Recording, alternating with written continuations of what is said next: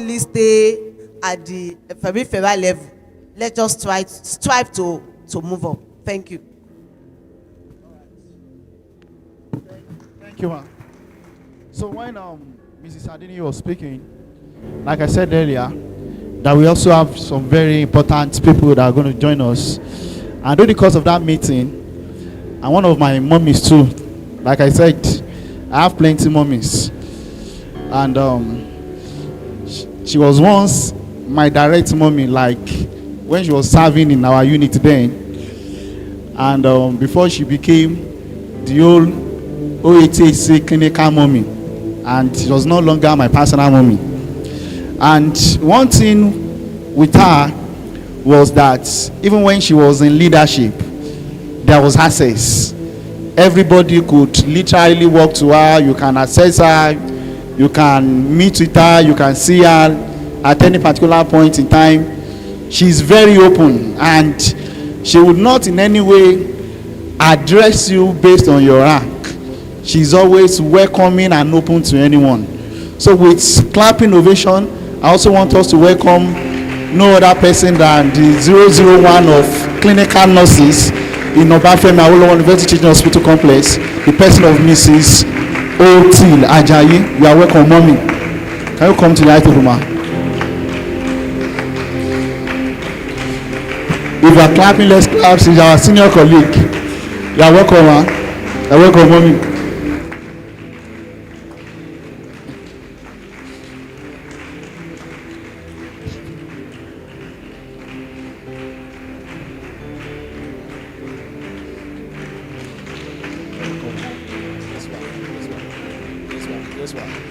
All right, thank you very much, mommy. Thank you for honoring our invitation. And like I also said, in all these things, if we are not politically inclined, if we don't have a political figure, I can assure you, they will just throw us in one corner. And as far as OATHC today, as far as OATHC is today, in fact, I can remember there was a meeting that I held in this auditorium. I think it was the CMD that was giving the opening remark or so. And he said, there is somebody that is in this place that is also as important as I am. And if I can remember, yeah, it was Dr. the retiree of the HOD education, the last person, Doctor, I've forgotten the name. Dr. Woshemon's retirement. So that day the CMD said, there is somebody in this meeting that is also as important as I am. That the same way you see them mentioning my name is the same way you see them mentioning that person. I was even imagining that what was the CMD talking about. And to my greatest surprise, it was the NAM chairman. So because that's to tell us that if we don't have a political figure, they will be limited in almost every aspect. So we are also very graced this morning to have with us the central chairman of the NAM OATHC. She's the chairman of all the chairman of other units in OATHC. So with clapping ovation, let's welcome to the podium Mr. Oyeniyi. You are welcome, sir. You are welcome, sir. Sir, there is a space for you here, sir. So when you see nurses politics 001, that's nurses politics 001 in OATHC. You can come to this side, sir. All right, you're welcome, sir. Thank you, sir. All right, thank you. We can have our seat. So I think we can proceed now. So then my next question, I'm going to be directing it to Dr. Abioye. And like we said, and I don't know, I just want us to note one thing from what Mrs. Adini said. She also started with a part of mentorship, and she even gave us a proverb. So if you are here today, and I think during my undergraduate days too, I did a research then. In fact, it was satisfaction with clinical mentoring and challenges nursing student face during clinical posting. And if there's anything that we were able to see at the end of that study is that when nursing student goes to the ward, they will say, oh, I like this word more than this word. I like this word more than this word. I want to always go to this word and this word. And through the course of the study, one thing that we're able to identify is, do you know that the reason why nursing students show interest in a particular word than the other is not even because of the workload, but because nursing students like that environment where they see a nurse that is willing to put them through, somebody like a guide there, somebody that is available to mentor them. It was one of the things that we were able to deduce with that study. So if you are here today as a nursing student, as a staff nurse, in fact, well, we are not going to go there because I know that the other panelists will still address such parts. But one thing I want us to take hold of from Ms. Adeniyi's speech is mentorship and education would not stop. As a nurse, we should have a mentality that there is going to be a continuity in the course of our practice. Thank you, ma'am. So, like I said, I want to go to Mrs. Abioye. Dr. Mrs. Abioye had practiced for a long time before she crossed to the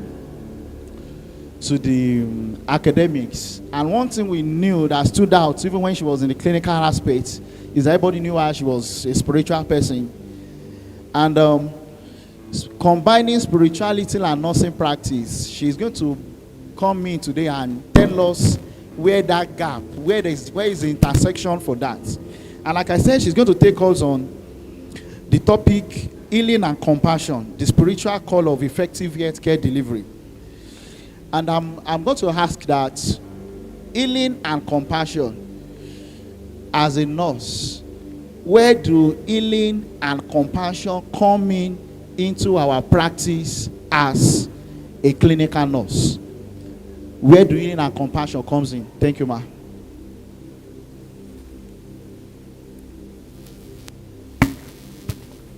Hello. Good morning. Good morning, everyone. Good morning, ma'am. I want to appreciate the organizer of this program for the invite, and to all the FCN Zonal executive. I want to say thank you. Concerning the topic that was given to me, healing and compassion as a call, a spiritual call to effective healthcare delivery. It has been noted that there is a gap. There is a gap between healing and compassion and delivery of effective care. And this gap was so vivid because of institutional policy, laws, and background sometimes. And that gap must be filled. And that is what this program tends to do. I want us to know that there is a spiritual dimension when it comes to healthcare delivery. Healthcare delivery is not physical alone. As we have the social, mental, spiritual aspect of health, so also is the delivery of that health care. So there is a spiritual dimension that we need to look at in terms of delivering healthcare services to our patients. And the foundation of healthcare delivery is the spiritual dimension, which we are missing these days.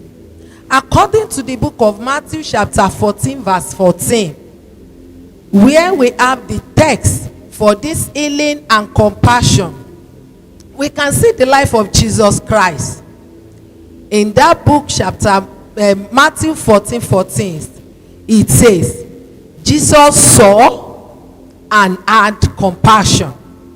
Compassion came before diagnosis and healing. You know, as a nurse, we diagnose with our nursing process. we are not relying on medical diagnosis alone.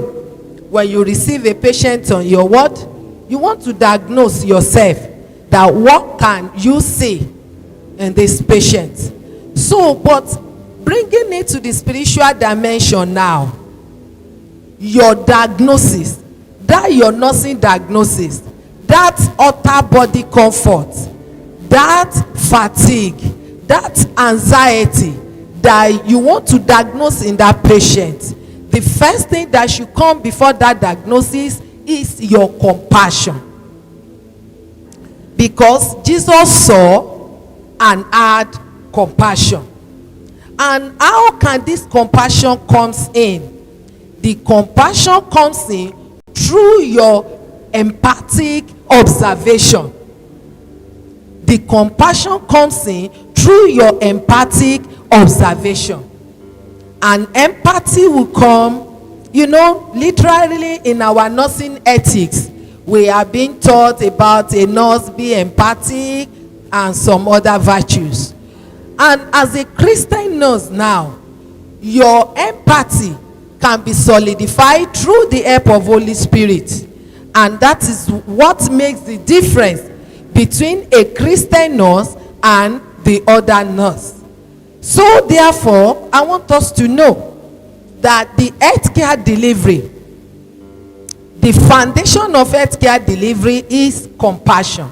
And compassion comes before healing. So every day as you meet your patient, at the end of it, you need to ask yourself, today, have I seen and have I had compassion? Which is very, very important. Seeing and had compassion. It is yours, you know, it is after you have had compassion, then you now have your diagnosis and your treatment. Thank you. All right, thank you very much, man. Compassion comes before diagnosis. I hope you catch that.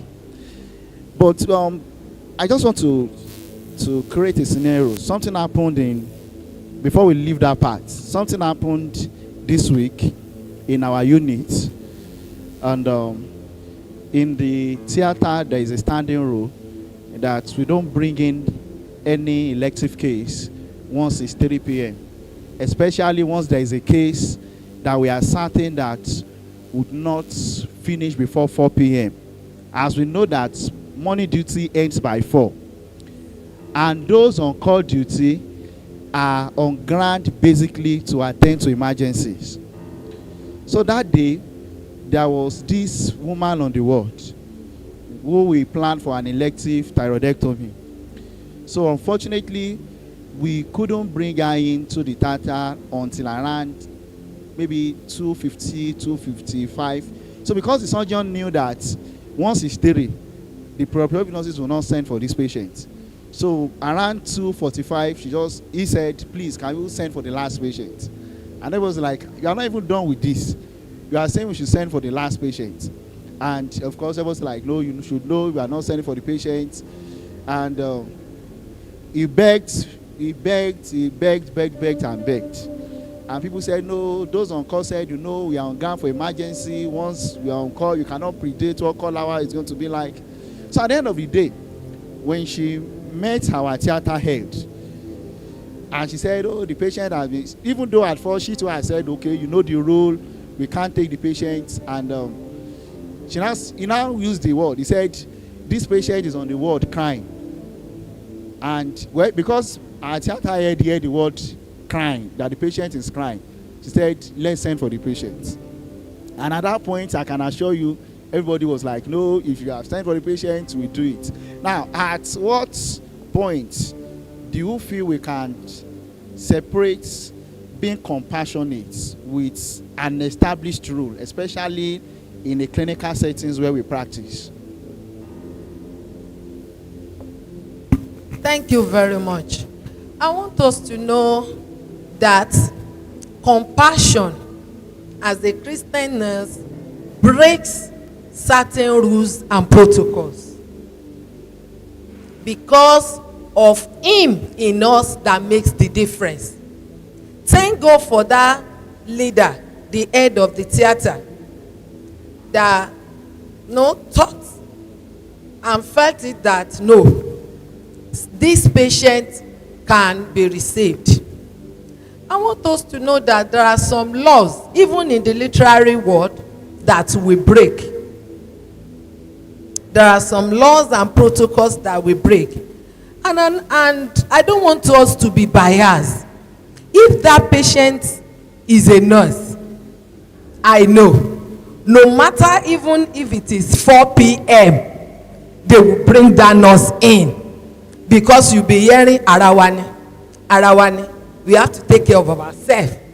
And that is why we must put this patient into our shoes.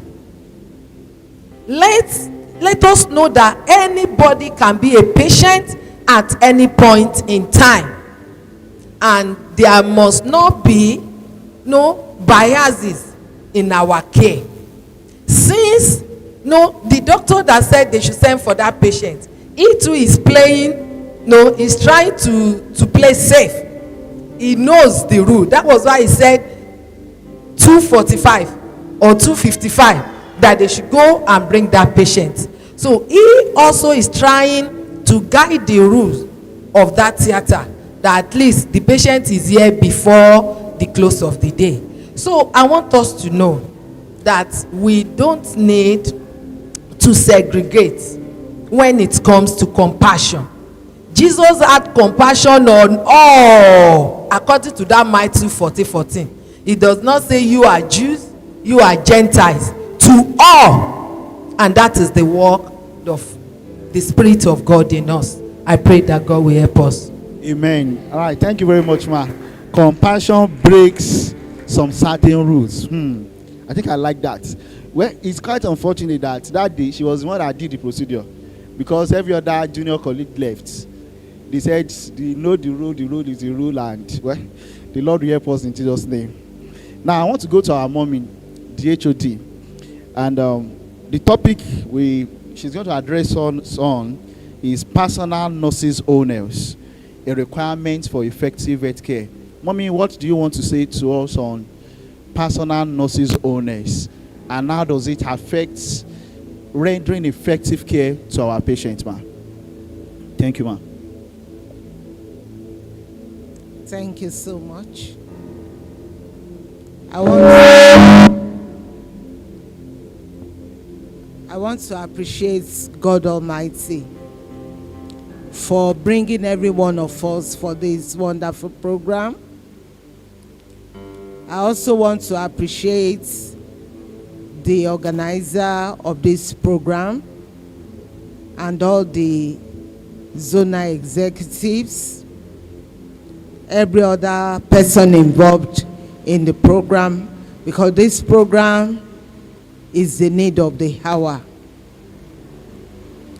I also want to appreciate all my leaders seated here on the high table, our NAM chairman, our other guest speakers, Dr. Mrs. Abioye, and my sister sitting by my side. The moderator, I want to appreciate you, Mr. Kenrede. Talking about personal owners and how it affects effective care delivery.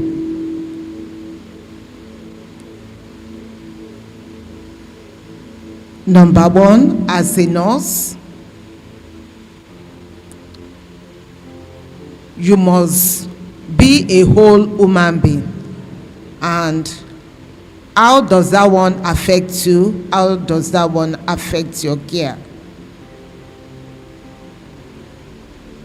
You must be whole, physically, spiritually, mentally, and in all spheres of your life. And when you have all these in perfection, in a way, you are able to transfer this directly or indirectly to your practices as a nurse. We have heard all our speakers speaking about compassion, speaking about being empathetic.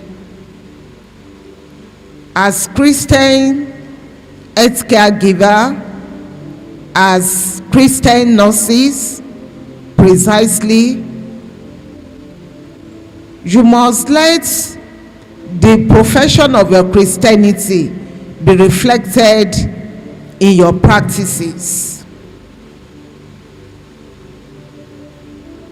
Your patients, your colleagues, the other healthcare workers must be able to see that difference in you.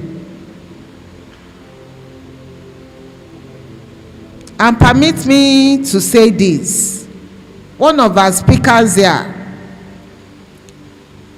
Dr. Mrs. Abioye, she just left the services of OHHC for a higher opportunity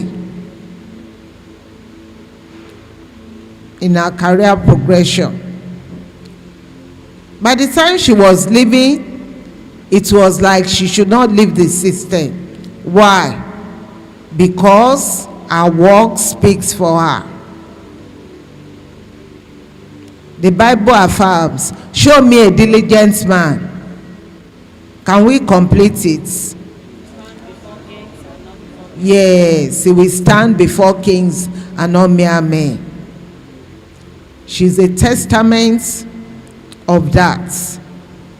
The doctors, the nurses,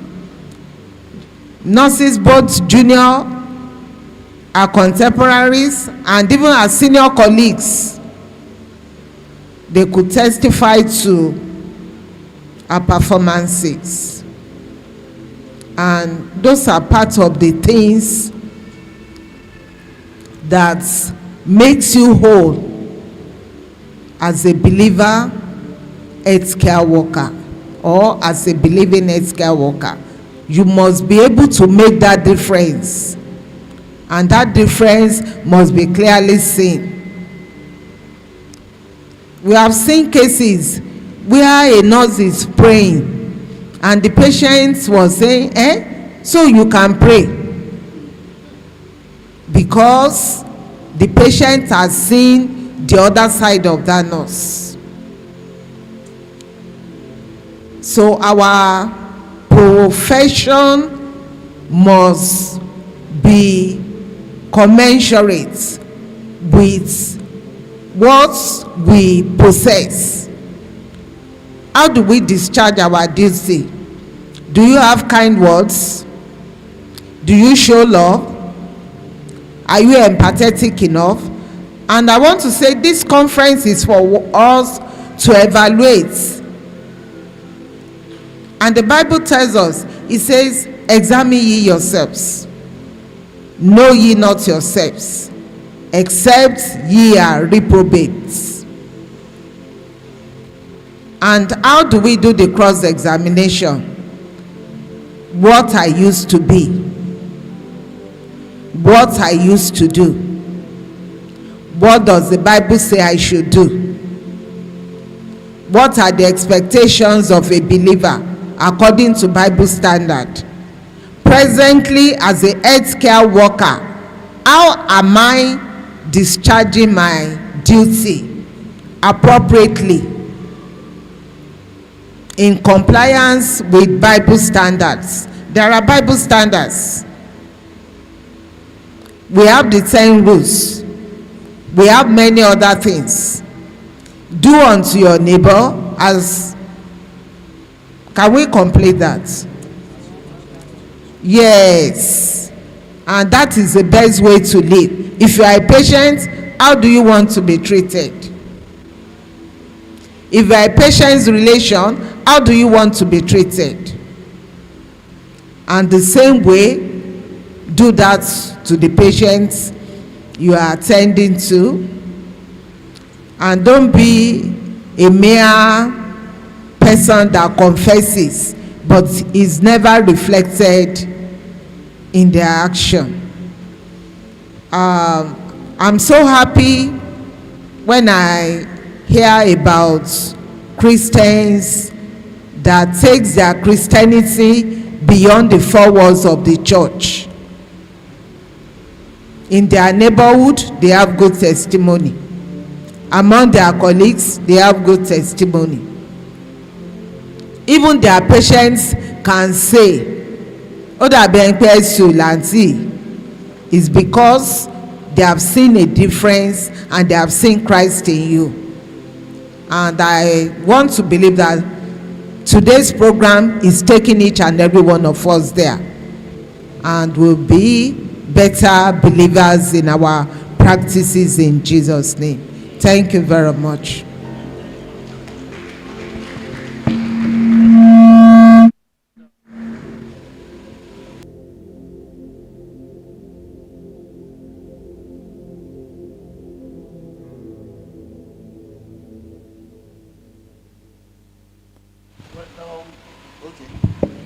Thank you, ma. Taking Christianity beyond the four walls of the church. Tell somebody beside you, take your Christianity beyond the four walls of your church. So our Christianity should not be limited to the four walls of where we gather. Thank you very much for that word, ma. Now I'm going to go to politics very swiftly. And number one is we have the highest number of staffs within the hospital environment, within the workforce, and yet we are often underrepresented. Can you please share a light into that?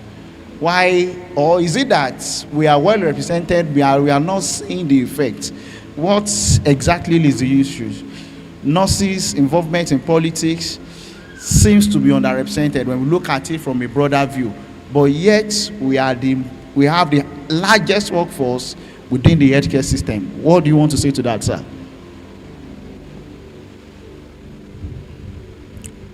Good morning, everyone.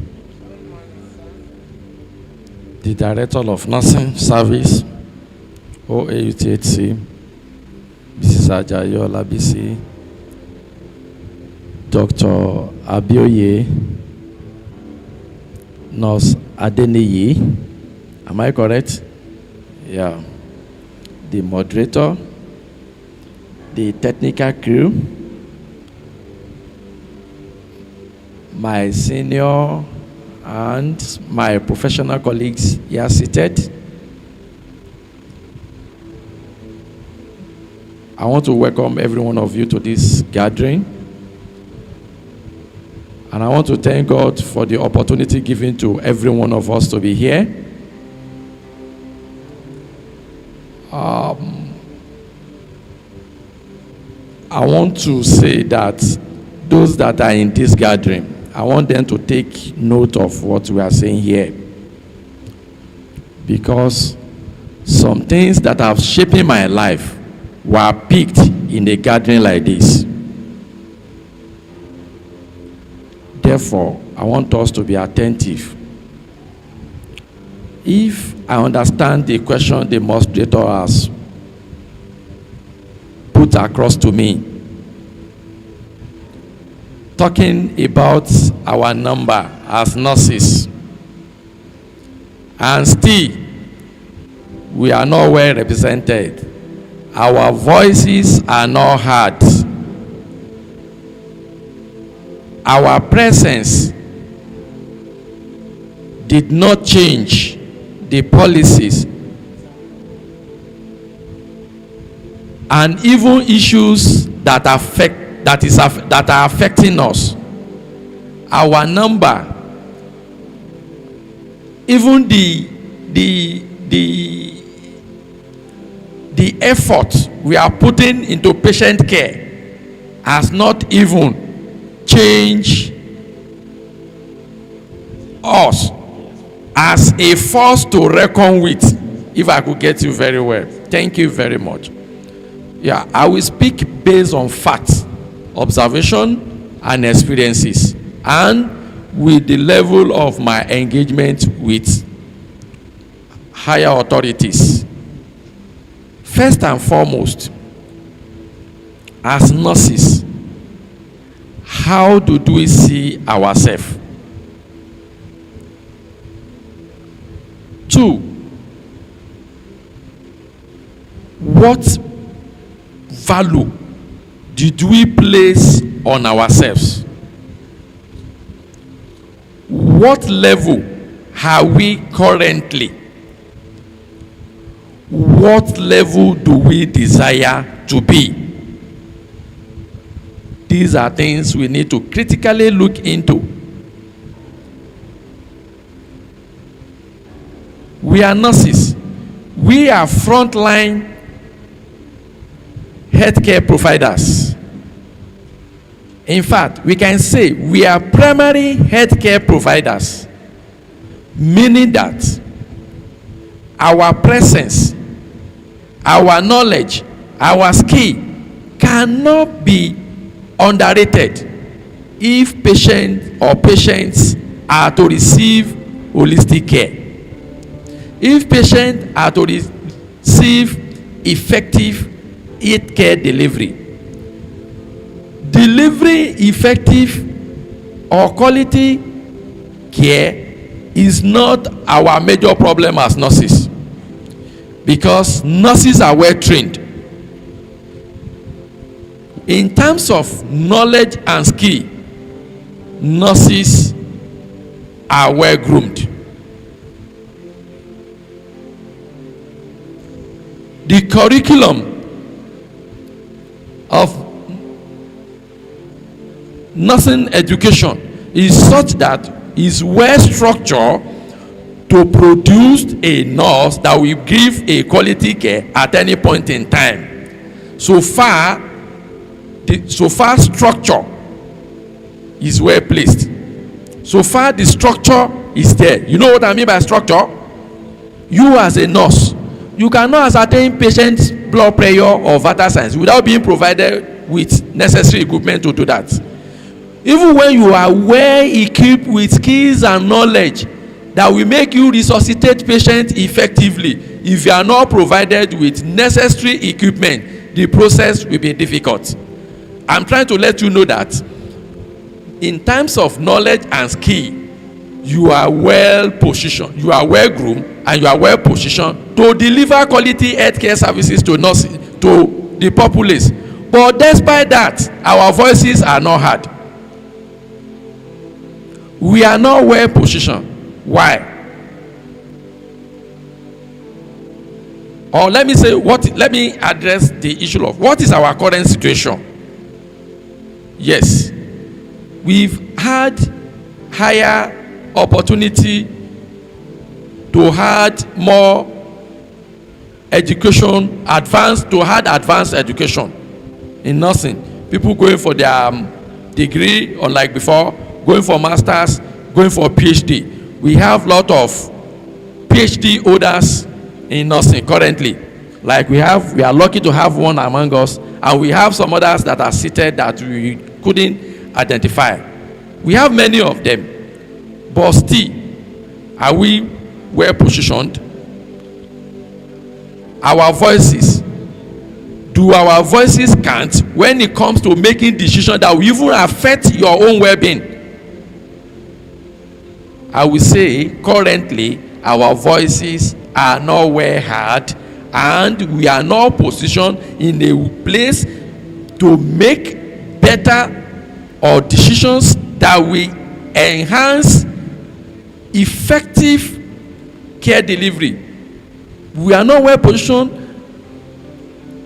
to make decisions that guarantee satisfaction with healthcare service delivery in the hospital, despite all our skills, knowledge, and even educational advancement. That is the current level we have. How do we move forward? Strengthening nurses to be relevant politically and to occupy seats of decision makers. How do we go about that? How do we achieve it? One, I want to leverage on some things that have been said. you must discover yourself. Let's start from that point. Discover your point and the purpose of your existence in life. Some people, they just settle for that which will only make them to navigate life only. Only them and probably their family, nothing else. Why? Or let me say majority settle down for only what we cater for them, and not what we advance the cause of everyone. And that is what we need to strive for. All of us, not just about you. What about your neighbor? What about your patients? What about the whole population? How all this complaint we are talking about, how do you get them managed? The only way to get them managed is to be strengthened politically, to be strengthened academically, and to be positioned in a way that to influence those in a position of authority. How do you go about that? One, you discover yourself, like I said. How do I want to add value to life? I don't have power to change some decision. How do I get power to change decision? One, or to influence decision rather. How do I get ways to influence decision? One, I will give you an example. You have to be teachable.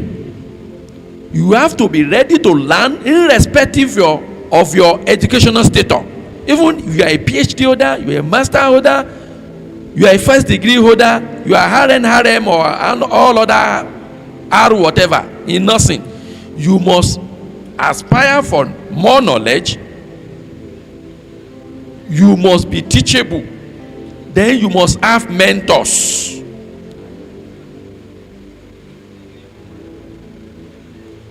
Ready to learn.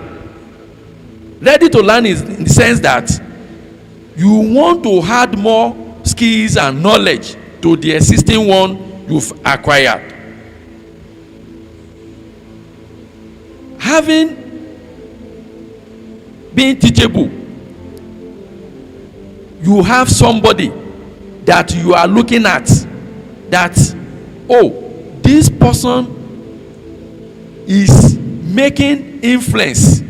His or her influence is adding little changes, or her voice or his voice is being heard. How is this person doing it? You should be able to look around and pick 2 or 3 people like that. But as for nurses, are we actually doing that? Instead of doing that, somebody that our voice is being heard in one way or the other to influence policies or decisions about patient care and even our own welfare. What do we try to do? We try to pull the person down.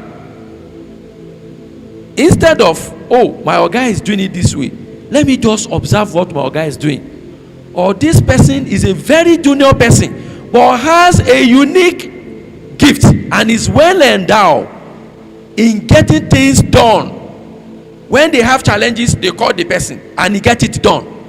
You as a superior, what do you do to the person? You get angry at the person and you try to suppress the person. You say, wait for your own time.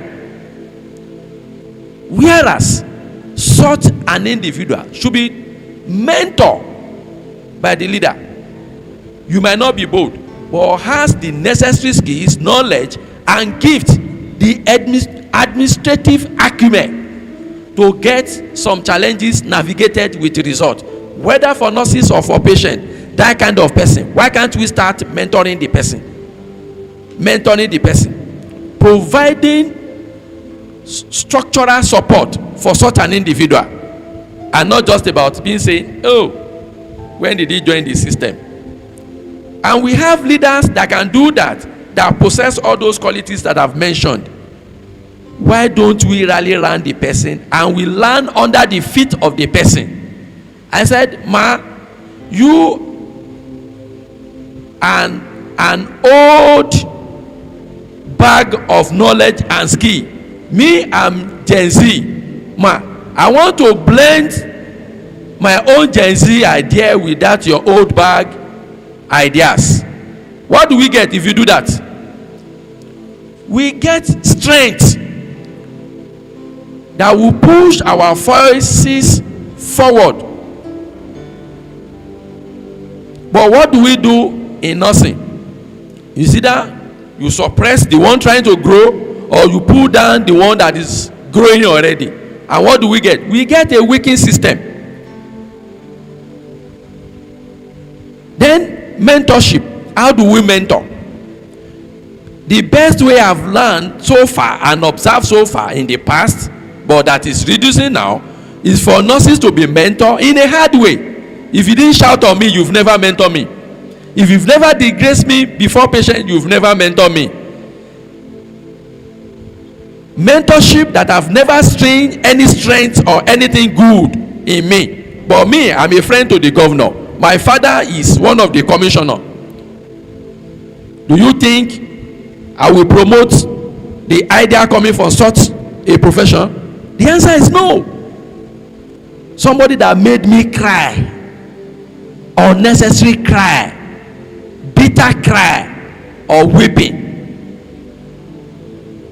and I have idea, or the person has what it takes to make nurses to be well positioned, and you think I will allow the link to materialize? These are some of the barriers that weaken us as nurses. I don't know if I'm giving time to speak, specific time to talk. Okay, so I'm talking about strengthening nurses. If you are not strengthening, forget about you being involved in policy making or politically engaged or involved in decision making. Let me stop there and pick another point. Another point is our influences as nurses. How are we blending it to benefit the profession as a whole? One thing I've known about nurses, we always want to take personal glory. The glory, I'm the one that is there. I'm the one that able to do it. Doctors don't do that.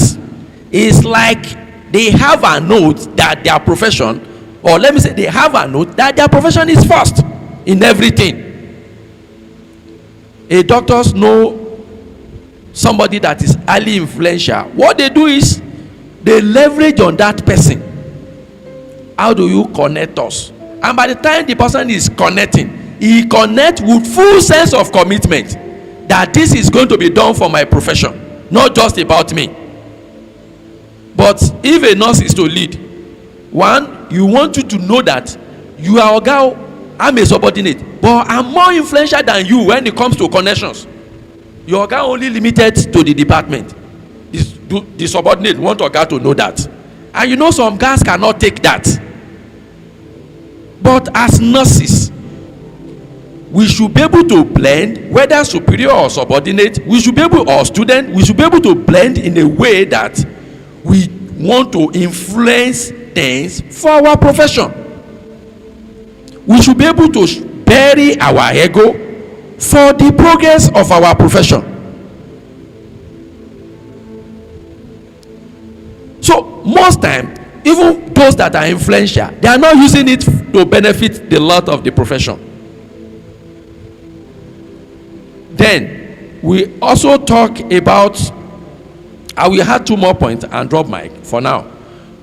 I will also talk about our education, advanced education in nursing. Yes, we've produced a lot of BSc holders, master's holders, PhD holders. Are these people actually find places in policy making? Let me tell you, the answer is no. We have a lot of professors of nursing in academics. Have their voices been heard when it comes to nursing? No. We are so divided. Clinicals, academician in nursing, community, public health. That's collaboration and synergy is not there for us. And when it is not there, there's no how you produce a vibrant nurse and her voice will be heard, because a tree does not make a forest. The one that has the administrative acumen or the knowledge is not connected to a source that could make the voice of nurses to be heard. And that is what is happening. Tell me, out of all these professors we've produced in nursing, how many knows commissioner for health? How many knows the SSG in their state? How many know the chief of staff to the governor? And if they know, do they have access to them? Whereas a student nurse in college of nursing or part 3 student in nursing department has key to those people. But these are people that are being trained like kindergarten in the name of ethics and etiquette, that have never been projected to be the leader of tomorrow in the profession, to be the one that we project, or even to be the chief policy maker for the profession in the future. These are factors that have been weakening us. So go for higher education, go for continual professional, whatever. Those ones will only produce excellency, we only produce competency and excellency and excellence. But where do we put our competency and excellency in nursing land us in terms of being part of policy maker? It has never landed us anywhere. I will add this and drop the last one. What are the administrative, all-encompassing, holistic administrative knowledge, skills, strength, and acumen of nurses? Administration. When it comes to administration, it may sound insultive. It's not. Please, nobody should misquote me. We are here to energize ourselves and see if all of us that are here, we work together to make nurses' voice be reckoned with and be seen, and as well see nurses as forced to reckon with when it comes to policy making. Now, nurses at bedside and in education setting, we generate a lot of data. We have first-hand information from patient and patient relatives. We provide a lot of information to doctors, record officers,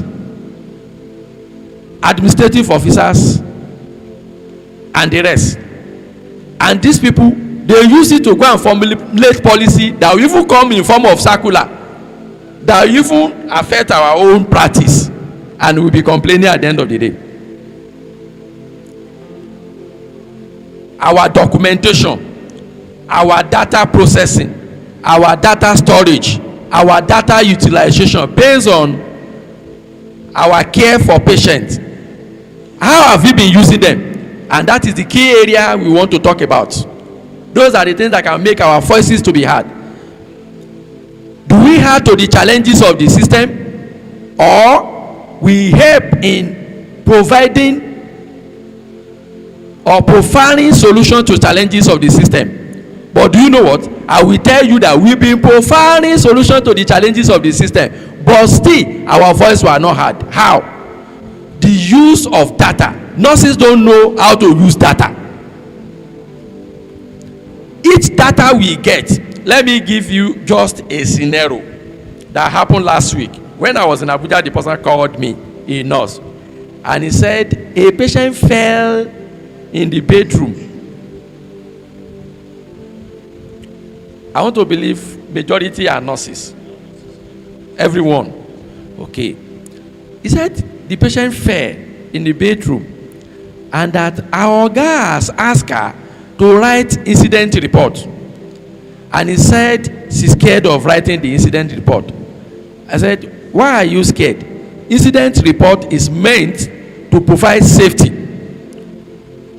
look at the root cause of the problem, and prevent future occurrence. Provide safety care or services to either nurse or other health care providers or the patient you are caring for.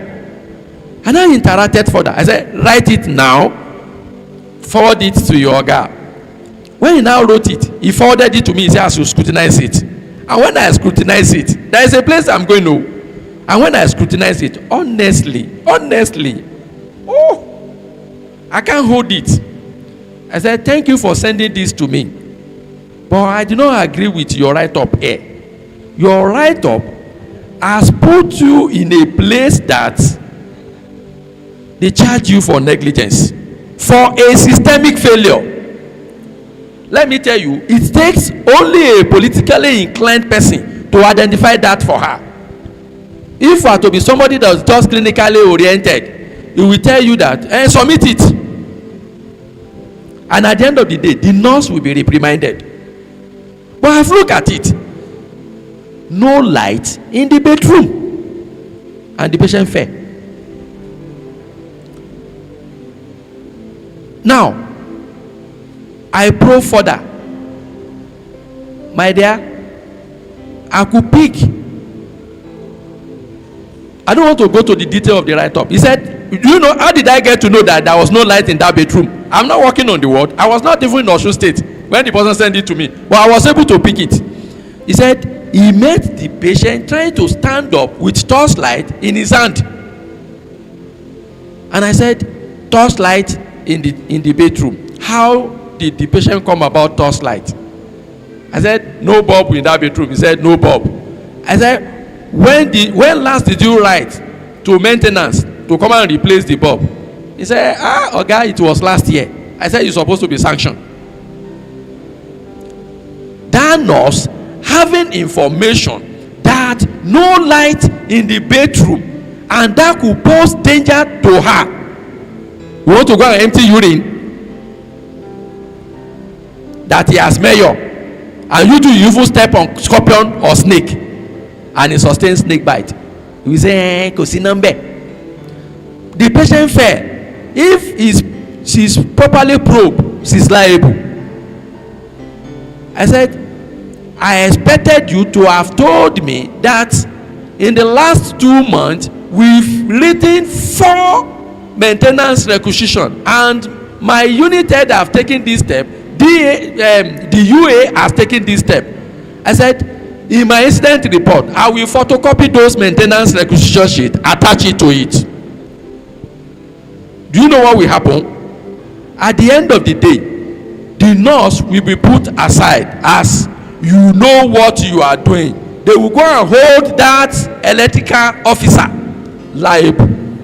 If the electrical officer is not being holding held liable, the CEO of this hospital will be held liable because the electrical officer will say, okay, we've passed it to the CMD and is here to approve for procurement. Have I make sense? Thank you very much, sir. Actually, you've answered a lot of questions I see intend to ask you on barriers and all, but I'm still going to ask you one final question when we get to you, sir.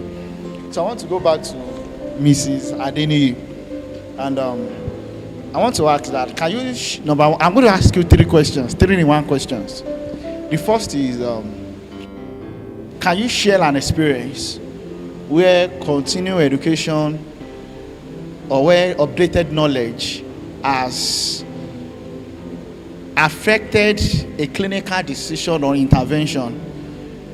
If there's any you can remember, probably that you know that, thank God for having an updated knowledge. How has it affect a clinical decision or an intervention at one point or the other? That's one. The second one is, I want us to look at what can we say to be the biggest barrier that nurses face in accessing continuing education especially in this country. Though I know that for us, it takes, thank God for the help of our HOD. There's a continuing education program that we do, especially in this facility every year. And it's mandatory for all nurses, it's compulsory. But what do you see to be the biggest barrier that nurses face? Is it time? Is it cost? Is it institutional support? What do you see to be the barrier? And the last 3-in-1 question is, what are the practical steps do you think we can take in order to get advanced knowledge, especially as nurses, to be able to equip our care? Then maybe I should just ask this last one too. Then I see a lot of digital skills these days, digital learning, especially on LinkedIn. You see a lot of people having a lot of digital skills, digital learning online. Do you think it's effective, especially when it comes to our practice as a clinical nurse or any aspect of care that we have? Thank you, ma'am.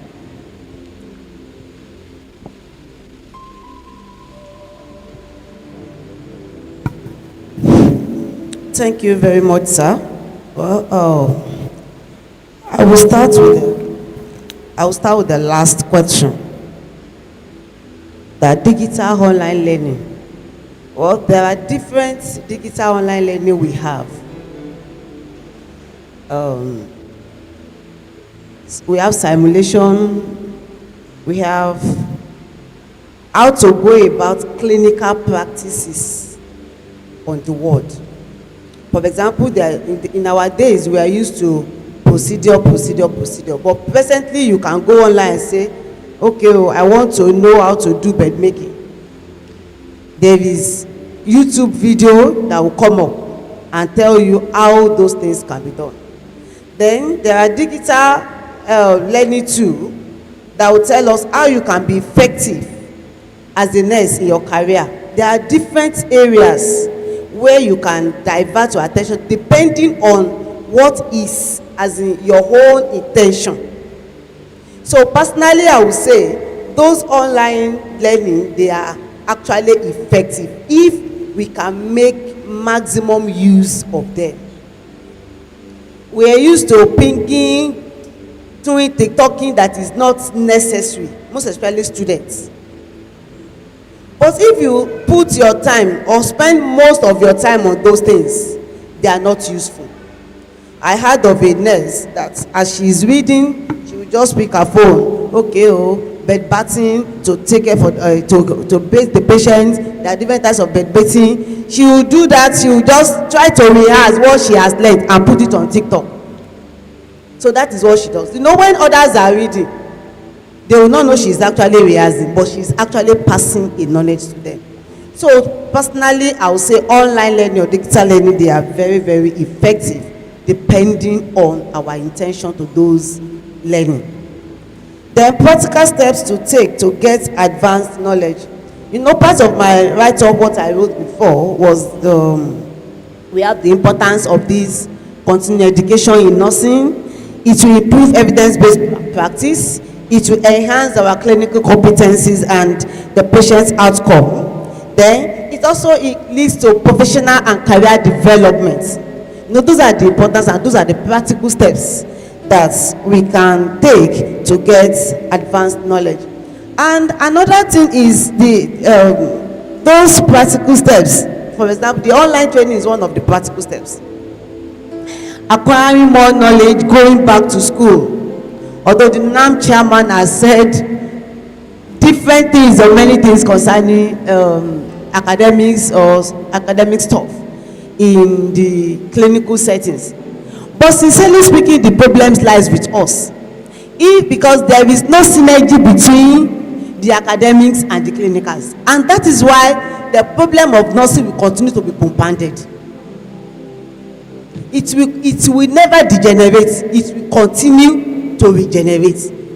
You look at our colleague or our partners, the medical doctors.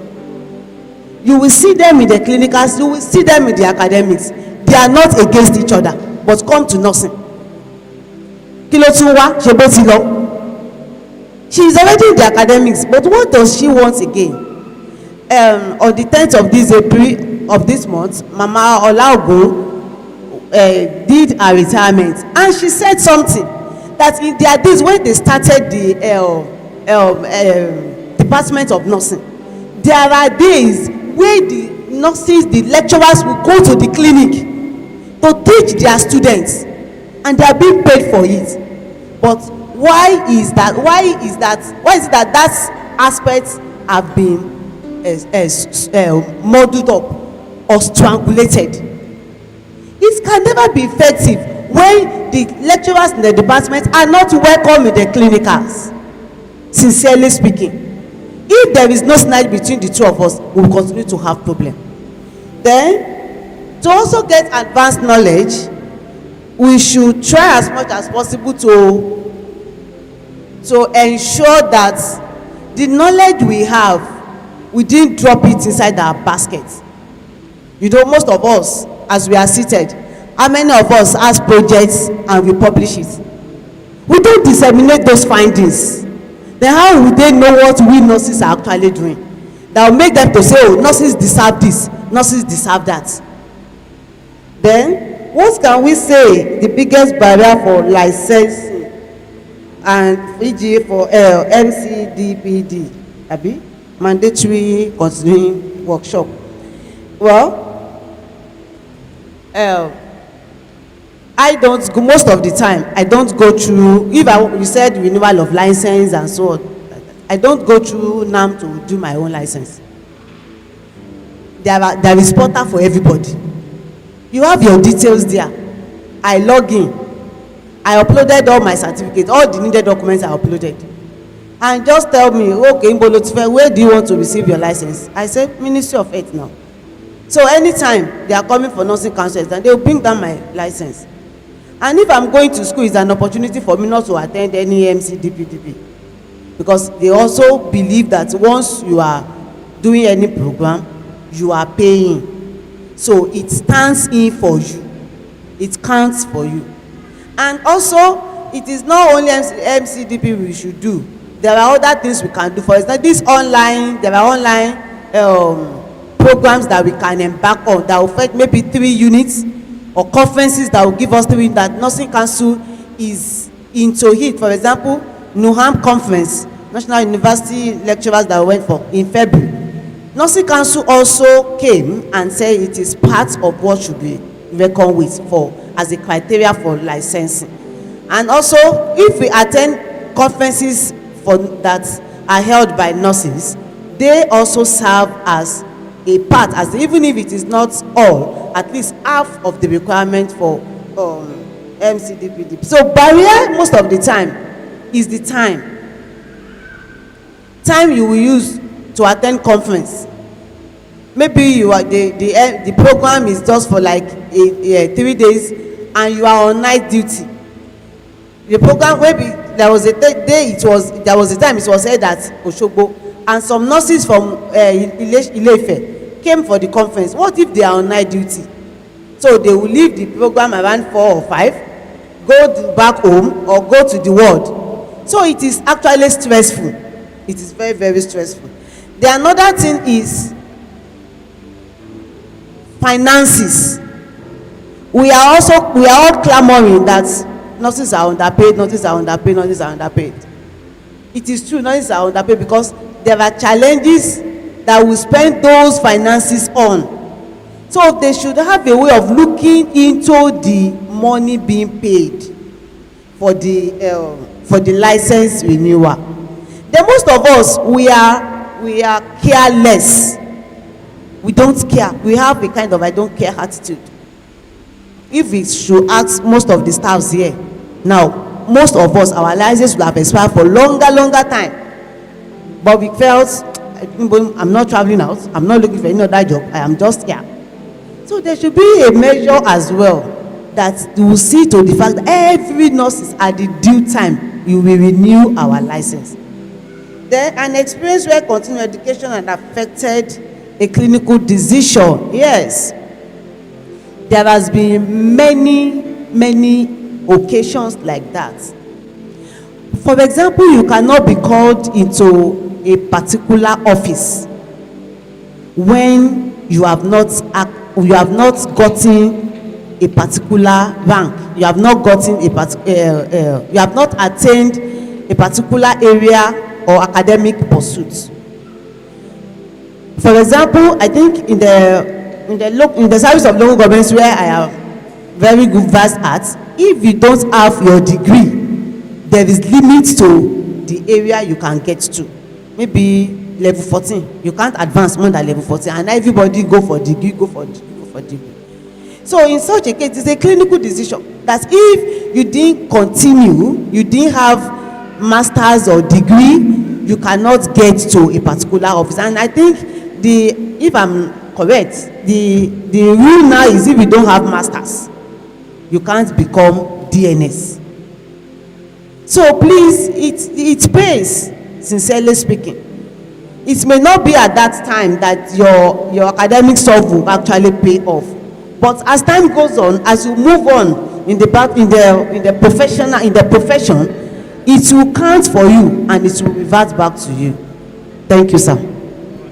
Man, then one last question that I want to ask. Why did you leave the local government?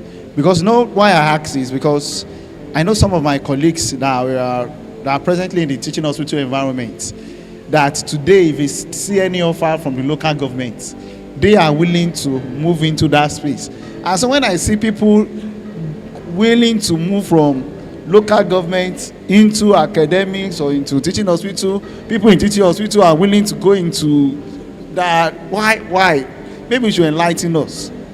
Because at a point, somebody like me, I was also considering a national primary healthcare development agency job too at a point.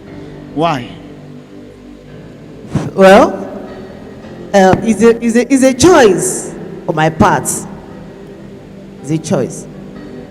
Actually, I decided to go to anywhere I am that I have opportunity to talk.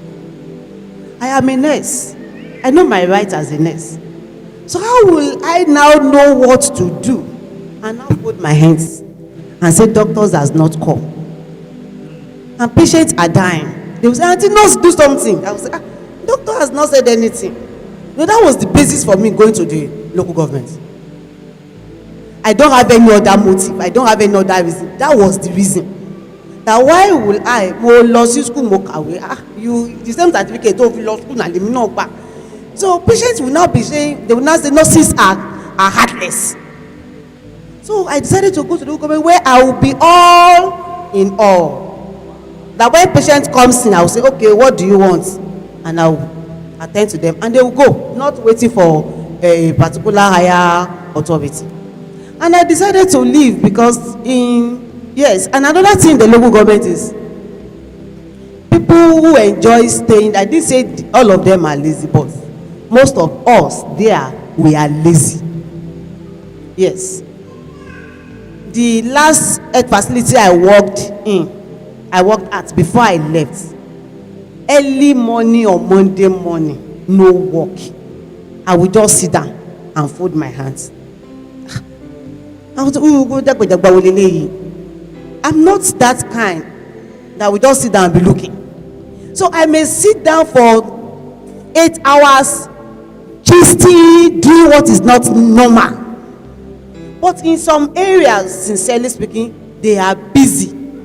But if you divide the health facilities into like maybe 100%, the viable ones, they cannot be up to 60%. I mean viable. If you go to anyone now, very, very viable. If you go to Ilare, viable. I didn't work in if a zone, but I have opportunity to come over to those health facilities. But in some areas where there is only health post, when there is health post, it is only when they have wound, when they have clinical, that they will just come over. So that is that. And another thing is, there is no career progression in the local government. I may get to level 6, level 100 if there is. But sincerely speaking, if you are not in the academics, there is no career progression. And that is why most of we nurses that has acquired a higher degree decided to move out from the clinicals to the academics. Thank you, sir. Thank you very much, man. So I'm going to go to Dr. Abioye. And still on the healing and compassion. And of course, you've told us how compassion can actually influence healing outcome. And I would also like to ask that, can you share an experience where compassion has made a significant difference, especially in a patient's recovery and well-being? And number two, sometimes I have to be very realistic here. Sometimes when I get to work, and if I'm on call duty now, for example, I'm going to be sincere. I'll just like, God, I just pray that this call is as calm as possible. God, there's this prayer that I used to pray that God is only the patient that that really needs emergency care that should come my way. I don't even want to do, because sometimes if now in our weekend call, sometimes we can be at work from Saturday to Monday, and if you are not careful that weekend, we may find it difficult to even eat, and by the time you get home on Monday, you are worn out already, and Tuesday again you are back, because everybody regards that Monday to be the off days for those of us working in the theater. And before you know, they say, "Shebi, you guys are collecting call." It was until recently that some of us begin to feel like, no, if this is what cause is, let's just go back to the world. It's not the money now. We feel our safety is more important than the call. Let them increase the call by 200%. We are not even interested. We think our lifetimes, our time, because I was working on the ward where I have 7 days night to 7 days off, and to a place where I hardly have access to 1 day in a week, except I'm not on weekend call. Now, in that kind of environment where there is workload, how do you think we can put in compassion in order to be able to effect our care? And then the last aspect is, how do we bridge the gap? Because now it is evident there is a huge gap in administration, policy making, leadership, academics, and I believe that things is always better when we have spiritual people at the helms of affairs in authority. So as a mother, how do you think we can come together to bridge this gap between clinicals, academic, administration, leadership, and every other thing? Thank you, ma'am. Thank you very much. I want to start from the last question. I want us to know that this is not how we started, and this is not how, me personally, this is not how I met nursing. And I want to say, to the glory of God, that things are getting better. Things are getting better, and it will continue to be better and best. Yes, and I know that is one of the purpose of this gathering, so that we'll continue to have a brighter and more brighter future. I want us to know that when we talk about bridging the gap between the administrative level, leadership, academics and clinical, it is possible, and we are going there.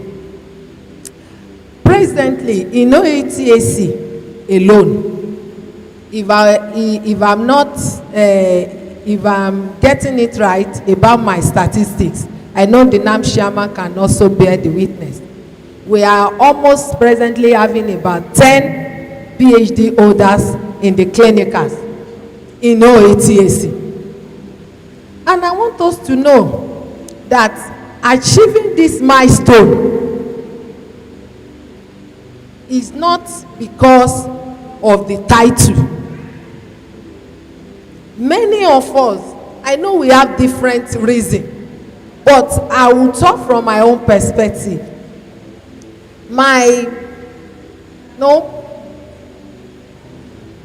further to get to this level is not only because I want to be a lecturer.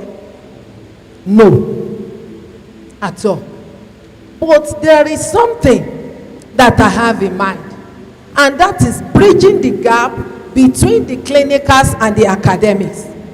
There was a time when I had the opportunity, when I was in the clinical, I was part of the continuing education committee, and we are planning for the team to use. I just sent a message to Bro Femi. I said, can you give me real topics, real evidences that we can speak on concerning this our continuing education? And I just gave him some points about bridging that gap, and that is my own utmost aim. That is the issue, according to what Mrs. Adeni said, that people in the clinicals, they don't want to see those in the school, and those in the school, they don't. It's changing. Our leaders, God has been using them to change the narrative, and it's going to change completely. Let me give us a scenario. Like in this our institution, that was why I said the leader, very, very important. Leadership is very, very important. The Bible says that when the righteous, when they are in leadership, what happens? The people rejoice. And that was why I said that things are getting better. This is not how I met nursing in terms of leadership. So when we have leadership that are children of God, that have that spirit of compassion, we are good to go. For example, with my own experience, I left the service of AOTAC in March. And I want to tell you that after I left, I have been called twice back to the clinicals to come and attend to one thing or the other. Can we appreciate our leaders for this grace? I have been called twice. I was called that, please, Abioye, you have to come. We need you for this. I just want to, I said, I should go. He said, yes, so you are part of us. You have to come. No, and I was there to attend to that assignment. We are moving around even the hospital. Even other professional colleagues, they are just looking, Shebe Etilo. Because they are wondering that, okay, so you are still here. I was on my ward, neonatal ward. I left neonatal ward. I went there. They are attending to a patient. They are just 2 nurses, and they have 22 babies. So immediately I joined them. Okay, oh yeah. Bring the NG tube. Let's pass NG tube. We are doing this. Even the doctors, they were happy. They said, Matron, you are still here truly. Just to let you know that things are changing. It's because I was called. If there is no atmosphere for me to go back to operate, I cannot go. But because the leaders, they have open hearts. They have large hearts. They don't see us as you have gone, you are gone. No. Kudos to our DNS. It's not because she's there.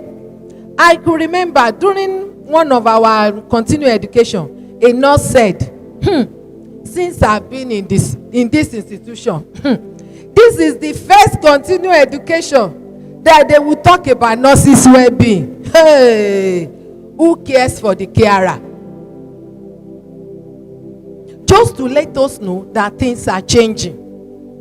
We have leaders that sit down, look to what is happening in the contemporary times, and bringing innovation through the Spirit, through the help of Holy Spirit. And that is the demonstration of compassion. That is the demonstration of compassion on the younger nurses.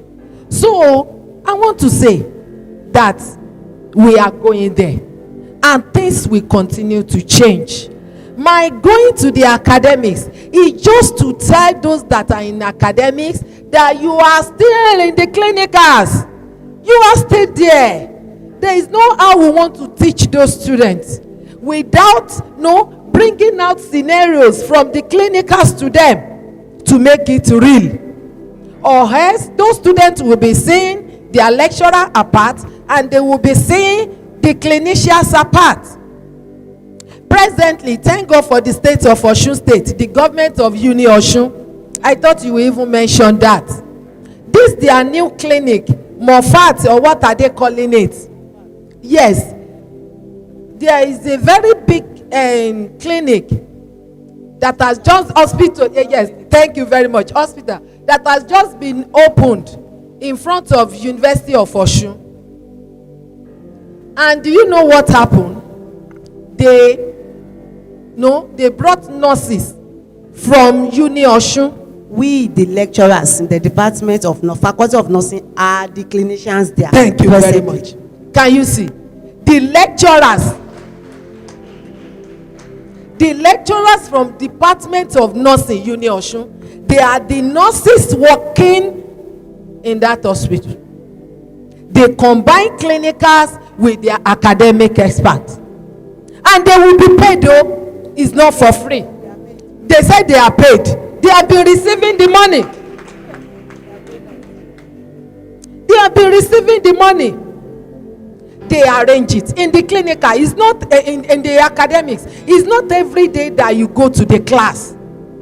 It's not every day that you have lectures. So they now know, they program it. Once you are not on the timetable to teach, then you go to the clinicals. And as time goes on, I know that students will be posted to that clinic, to that hospital.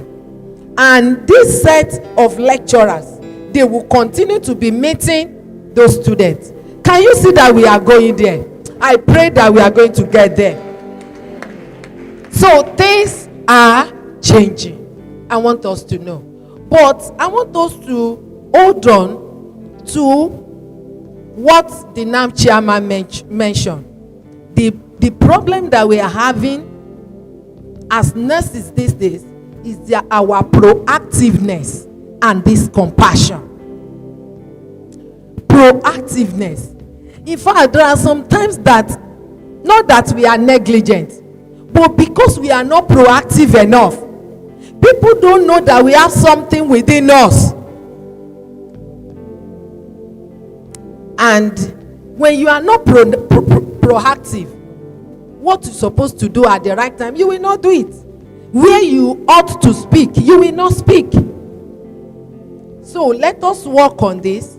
And coming back to the aspect of compassion, it is very important in our practice. Everybody loves to clamor for calm shifts. No, I don't want to be busy. I don't want to be busy. It is good. Rest is good, because burnout can also affect our practice. But I want us to know, when the works come, we have to do it. When there is no work, there is no problem. But immediately you have patients, you have to attend to them. And it's very common in this entry points. Here, neonatal ward, theater, and some other entry points like this. They know it is possible that they experience burnout, and that is where our welfare comes in. Institutional culture. When if I say institutional culture, it does not necessarily mean what the CMD will do. I mentioned the new innovation that we have in OATAC clinicals about nurses' well-being. Who cares for the nurse?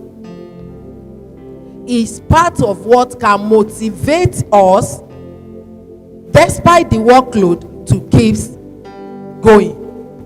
So it is very, very important for us no matter how the workload is, to continue to show compassion. Because the Bible says in the book of John chapter 10 verse 10, he said the devil has come to do what? To steal, to kill, and to destroy. But Jesus said he came to give us what? Life abundantly. And that life has been deposited in us to give to others.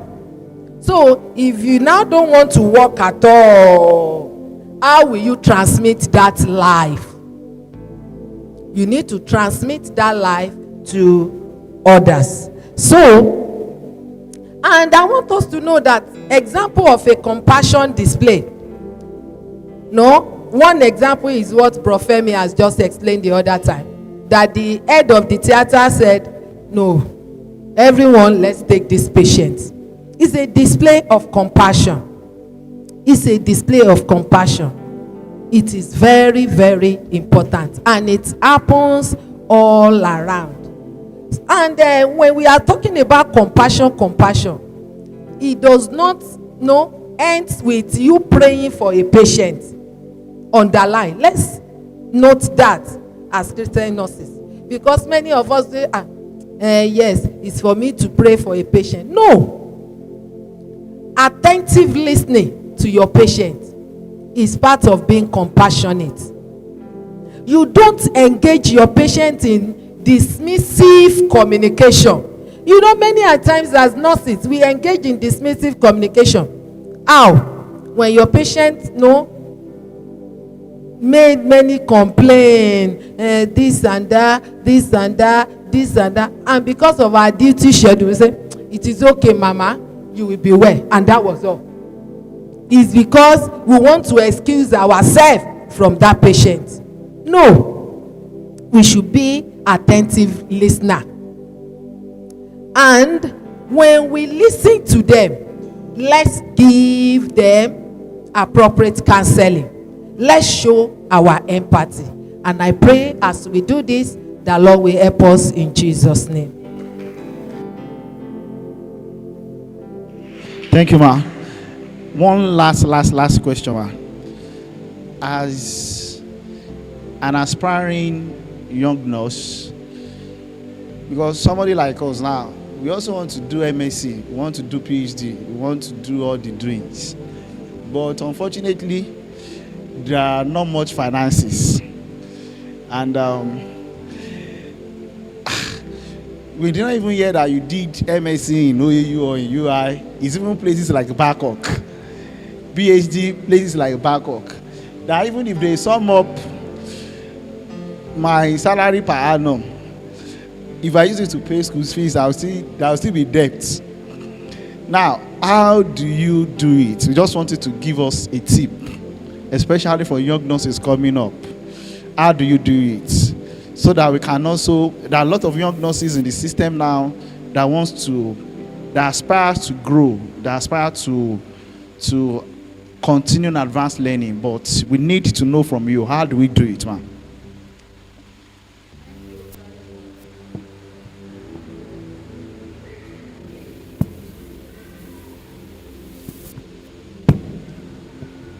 All glory unto God, because without him no one can do anything. It is only by his grace. When I say grace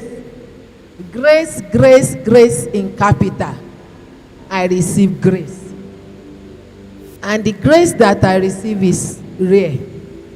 So I return all the glory back unto him. To him be all the glory. When we talk in terms of finances, I want us to know that after God, your determination speak. Even before the finances, your determination is a driving wheel in whatever choice that you want to make. Without you having a determination, having a focus, even when you have plenty, you have all what it takes in terms of finances, it will not fly. But when you are determined, when you are focused, you have a goal that you want to achieve, God will now work on your determination to make it come to reality. So personally, I determined that God, as you are helping me, I want to get to this stage. There are many ups and downs along the road. Even institutional policy wanted to peg me down, but God really helped me. So I want to say that you need to be determined. After your determination, God is number one, determination number two. Number three is you have to plan. You have to plan, especially when you are a family person. It entails a lot of planning, because your planning entails calculating the benefit and the risk. That is what your planning entails, the benefit and the risk. You know, it's just like a research work, that if you want to carry out any research, they will ask you, does the benefit outweigh the risk, or the risk outweigh the benefit?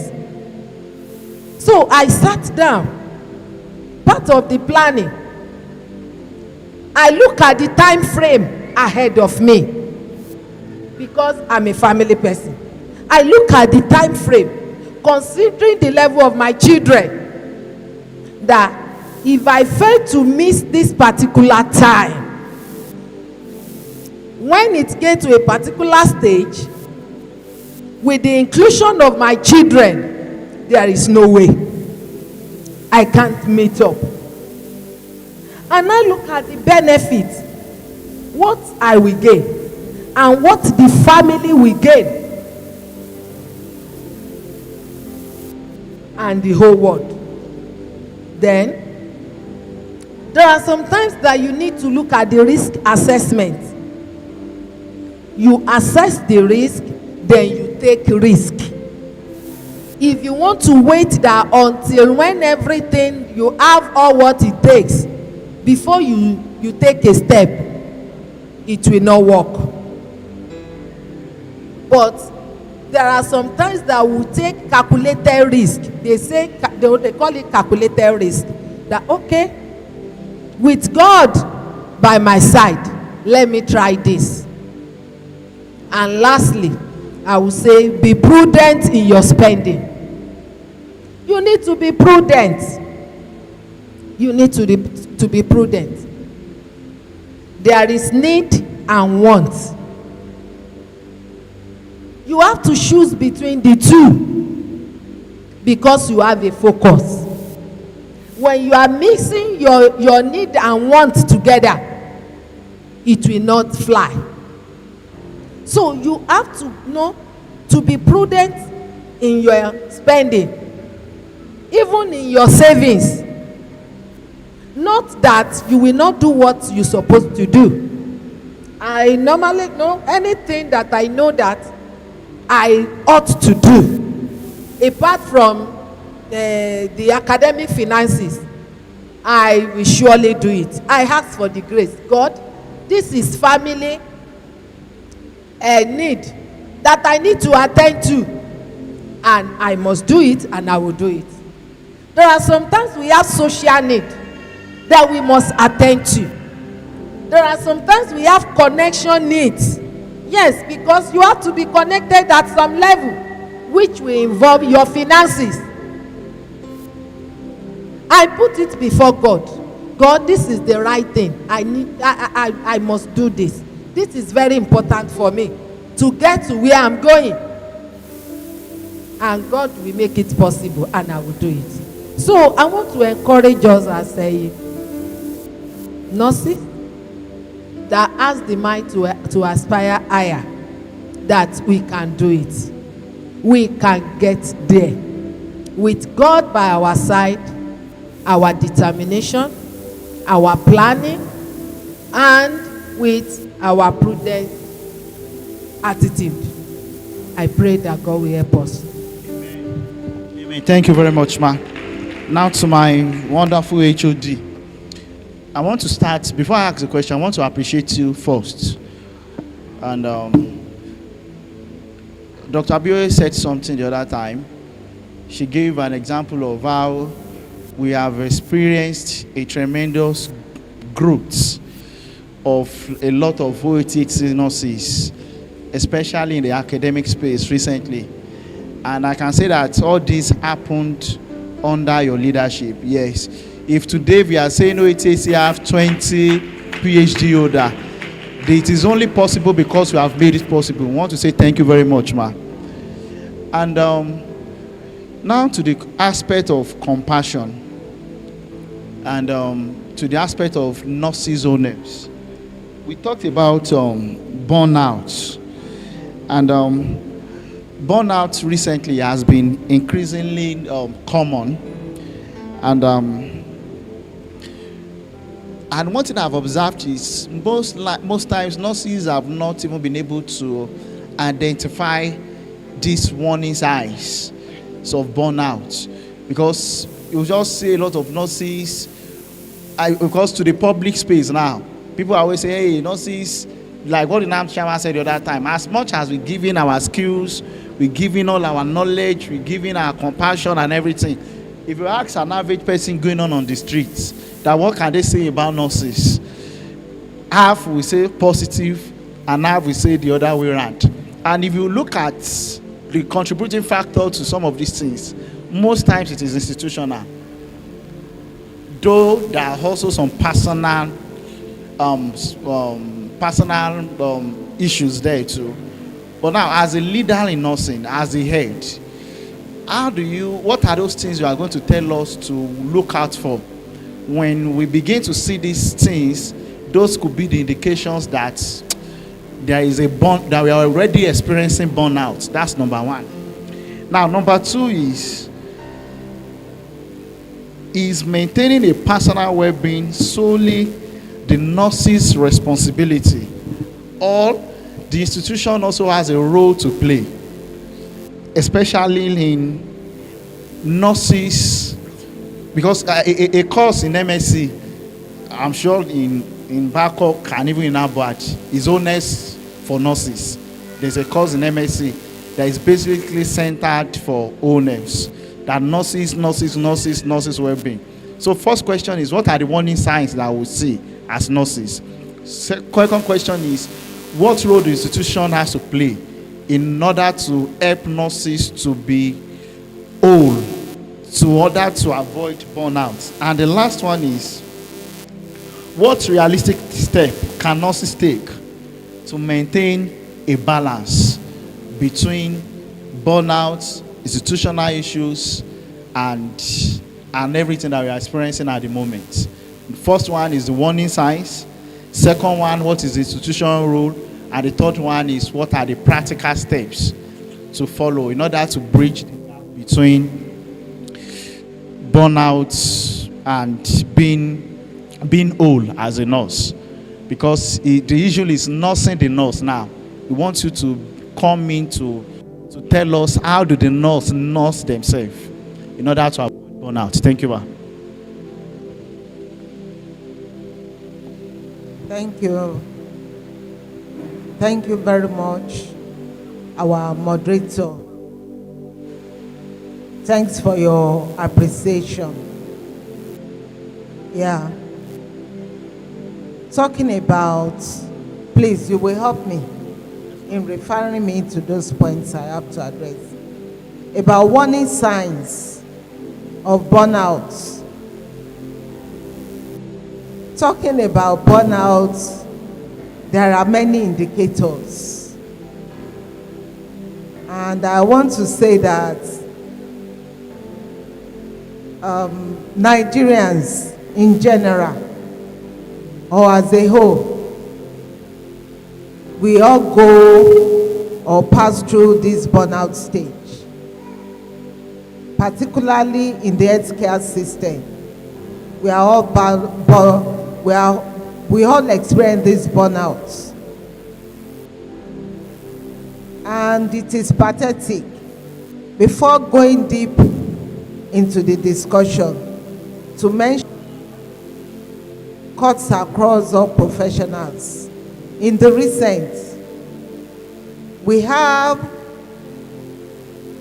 the news or a report of 2 medics at different instances that lost their lives. If I could recall, talking about one doctor, maybe a nurse officer, that kept on working for 72 hours. Yeah, it was all over the news then. Eventually, the young man died. And there was another some news like that, very related, but I cannot really bring that one out. What am I saying in essence? That you don't need to look too far before you can see the signs of burnout. Like I was relating yesterday with one of the unit head, and I specifically mentioned the name of a nurse in the A&E department. That each time I go there, I will always see this sign of burnout in that staff. And I was discussing with her some of the steps that I would love to take. Talking about burnout, it cuts across all the wards. Because as I'm seated, I cannot talk about any of my wards, clinics, or even theaters that is well staffed presently. Yeah. And you can't crucify anybody for that. The management are trying their best. As a departmental head, I'm trying my best. But at the same time, we have not been able to solve the issue of shortage of staff. Presently, the management made an attempt of recruiting giving local appointment to nurses. From my office, I was able to work on 9 nurses. At the end of the day, only 3 of them responded after so much effort. Even the last recruitment exercise that was done, I know how much I spent on credit and data, calling people to come and sit for their interview, calling people to come and take their appointment letter. Some responded, some refused to respond. So the problem of shortage is still with us. And when people are overworked, definitely we are all humans. There will be reactions. By the time, and that's why I say you don't have to look far. By the time you put a nurse on duty with 10 patients, and like 2, 3, or 4 of them are in critical condition,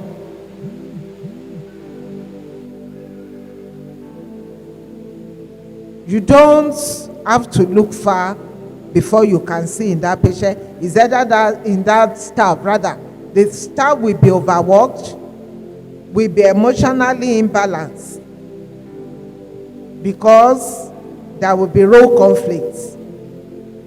Which patient do I attend to first? How can I cope with the bulk of this workload during these afternoon shifts? So if you get there and you see frowning and you see some reactions, it's better you look away. It's not all times that I go around that I talk, except you see that this thing can impair patient's life or health. Some things you overlook when you know there is a systemic problem, which none of us can perform magic to solve. At times when I go to CM, they will tell, is it my problem? Or what do I do now? We have, made advertisement, call people. And for nursing is as bad. What I'm saying now does not affect nursing alone. It cuts across. Even I know of a department, they were able to have only eight candidates turn up. So people are looking for alternatives, for better alternatives, let me say that. So, and it's adversely affecting us. So, and I know the same cuts across some other institutions. Even in the education, some of the lecturers they are looking for greener pasture, and some of them are already leaving the country for a better career progression. So, there are many disadvantages because your staff is prone to errors, professional errors, burnouts, and the burnout does not affect the work only. It even affects homes, relationship.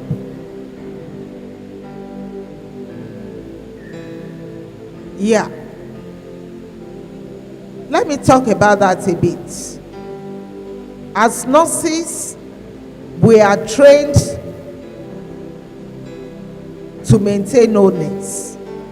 And that is why I want to, despite all these challenges of burnout, we still have to remain whole. And that is why the principle of practice in nursing will come in. Nursing is in continuity. It's a continuous job. You can apply the principle of do your best and leave the rest. You can apply the principle of triage.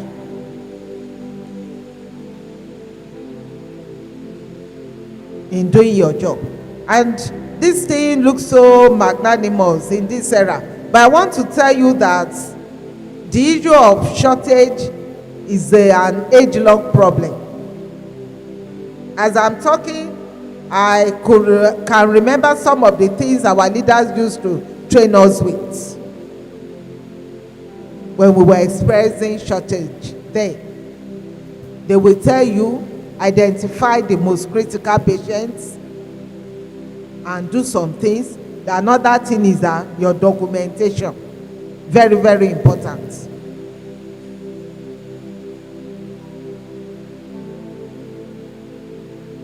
And I want to say, in this era, please, nurses, don't joke with your documentation. You want to transfer a patient. The word you are communicating with, they tell you there is no bed vacancy. Document it. The hospital admission deposit is 50,000. Your patient has only 20,000. And you feel you can still transfer these patients. Consult an higher authority. And whatsoever that higher authority tells you, make sure you document it. With time, with appropriate time and appropriate dates. And I pray God will help all of us. Yeah.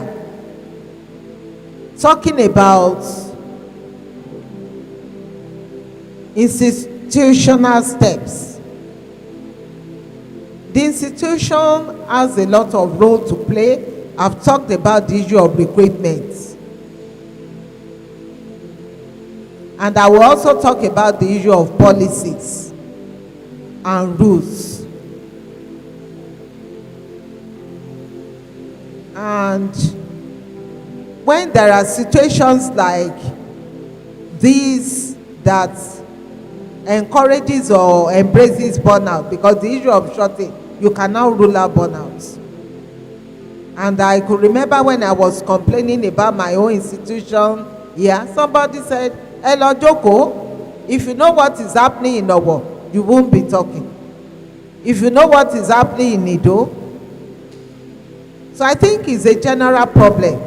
And I think some of the things that could help us reveal some policies, both at the institutional level, at the departmental level, on how we can manage our human resources and material resources. It could help us to navigate some of these problems.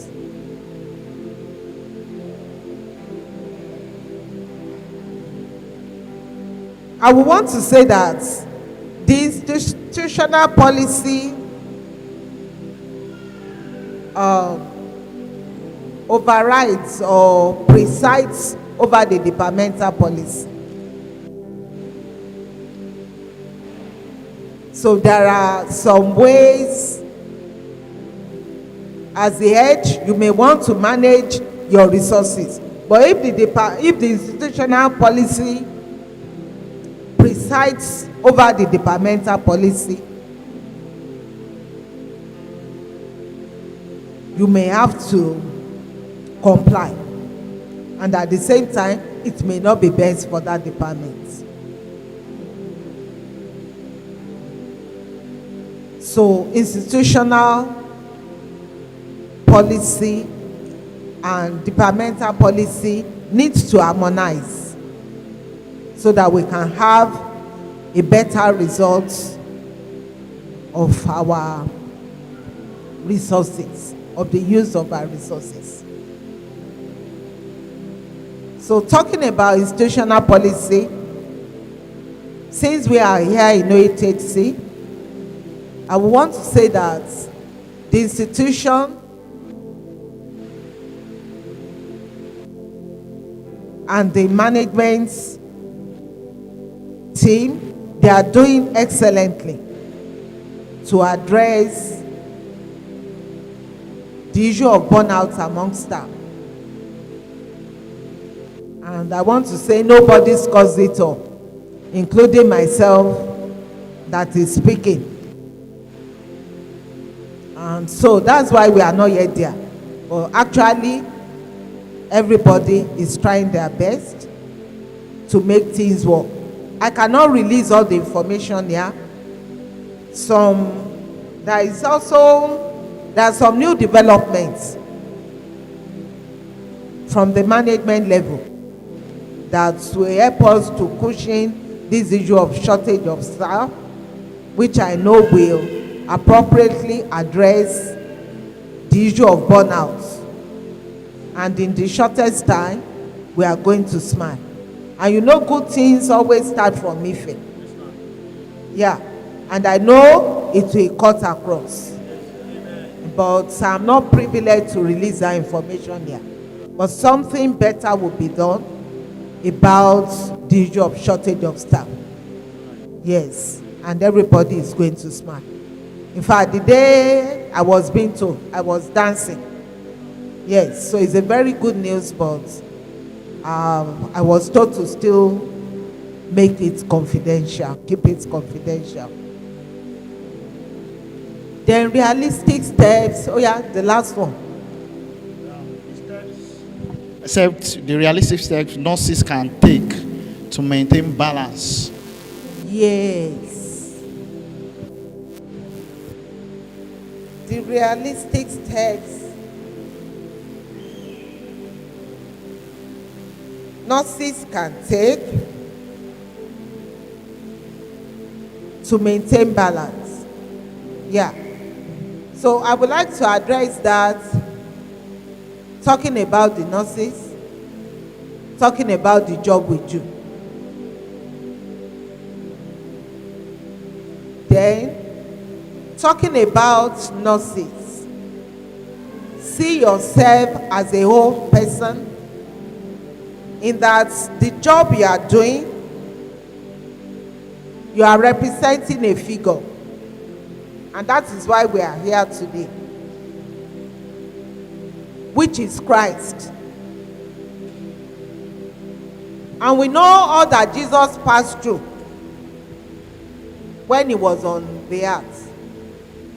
Even his own brethren, what did they do to him? Please, I need a chorus answer.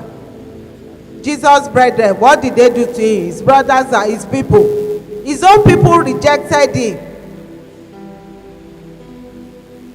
So if you are saying you want to be like Christ, rejection is part of the things.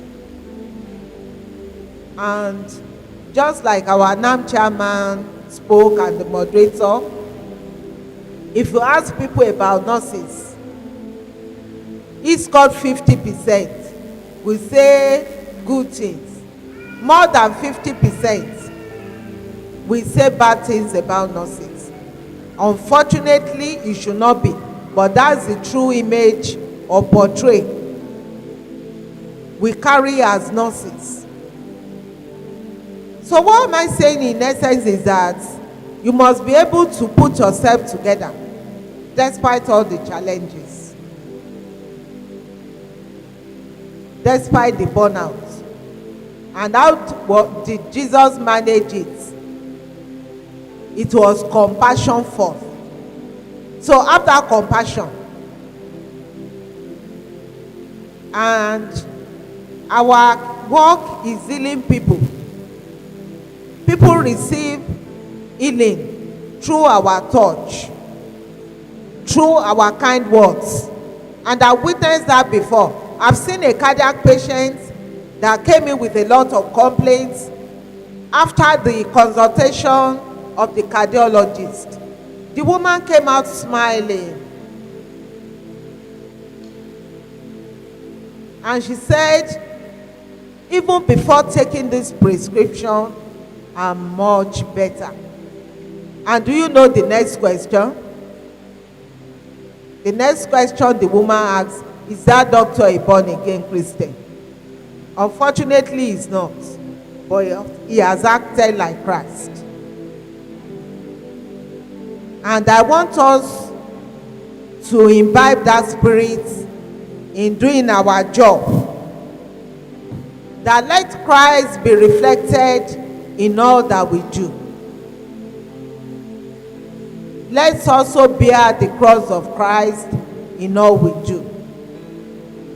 And that one will give us the grace not to be doing transfer of aggression. It is not your patients that made you to be the only person on duty. Just like our chairman said, it is a systemic problem and your patient must not suffer for it. So be happy doing your job. Be happy in attending to your patients and be empathetic in your care. In doing that, that is why, where and how you can be an effective nurse that is efficient at her duty. Then, talking about patients, it is good to always see your patients beyond the diagnosis they come with.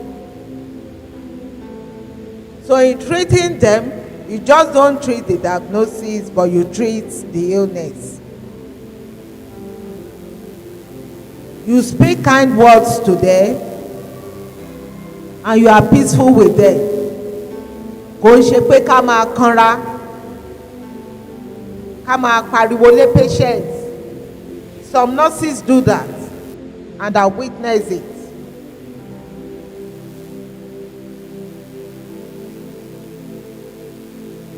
You listen attentively to your patient's complaint, and you try to listen to them.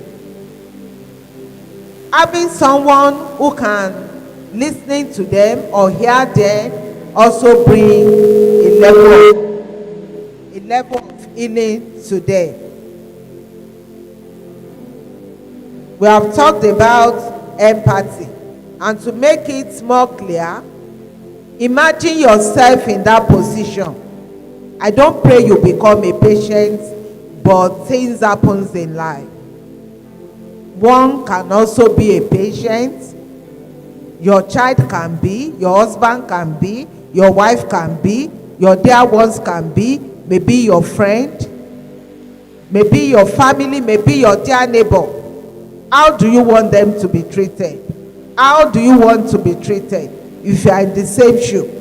Empathy is a key to practice. Once you miss it, you miss it all. I pray God will help us. Also, I want to say this: pray silently for your patients. Invite God into their healing process. I would say that pray silently, especially if you are in a country where they don't value such things, or else you may lose your job. And it is good to pray silently about our situation. Permit me to make this personal remark. There is this copper, John Harun, who was recently kidnapped, and I was following him. And just this week, I just decided to speak to God about him. I don't know him, I don't know anything about him, apart from the fact that I got the news online. To the glory of God, I also read online yesterday that he has been released. I was so happy. So those are the kind of things we can do for our patients. I don't even know whether he's a Muslim or he's a Christian, but I just felt that no, this oppression must not continue.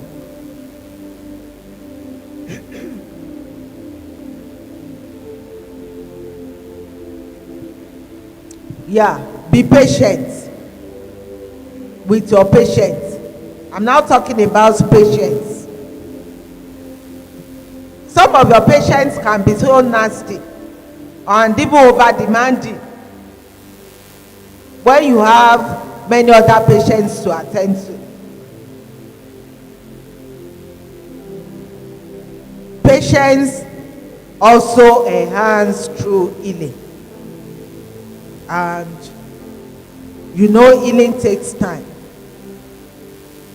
And that is why we have to be patient with our patients. Allow me to read from my conclusion here. I don't know whether I'm still coming up. In a world where healthcare can become mechanical. What do I mean by that? I'm coming on money duty. Shebi kinti, she vital signs, no? And medication, and let your own practice be with a difference. Let there be a touch of humor. Let there be a level of spirituality and compassionate care. Don't let your patient miss just a nurse, but a vessel of God's love. Let it be said of you, just like Jesus, he was moved with compassion, because at the end of the day, people may forget the injection you gave them, the drugs you gave them, but they will never forget how you make them feel.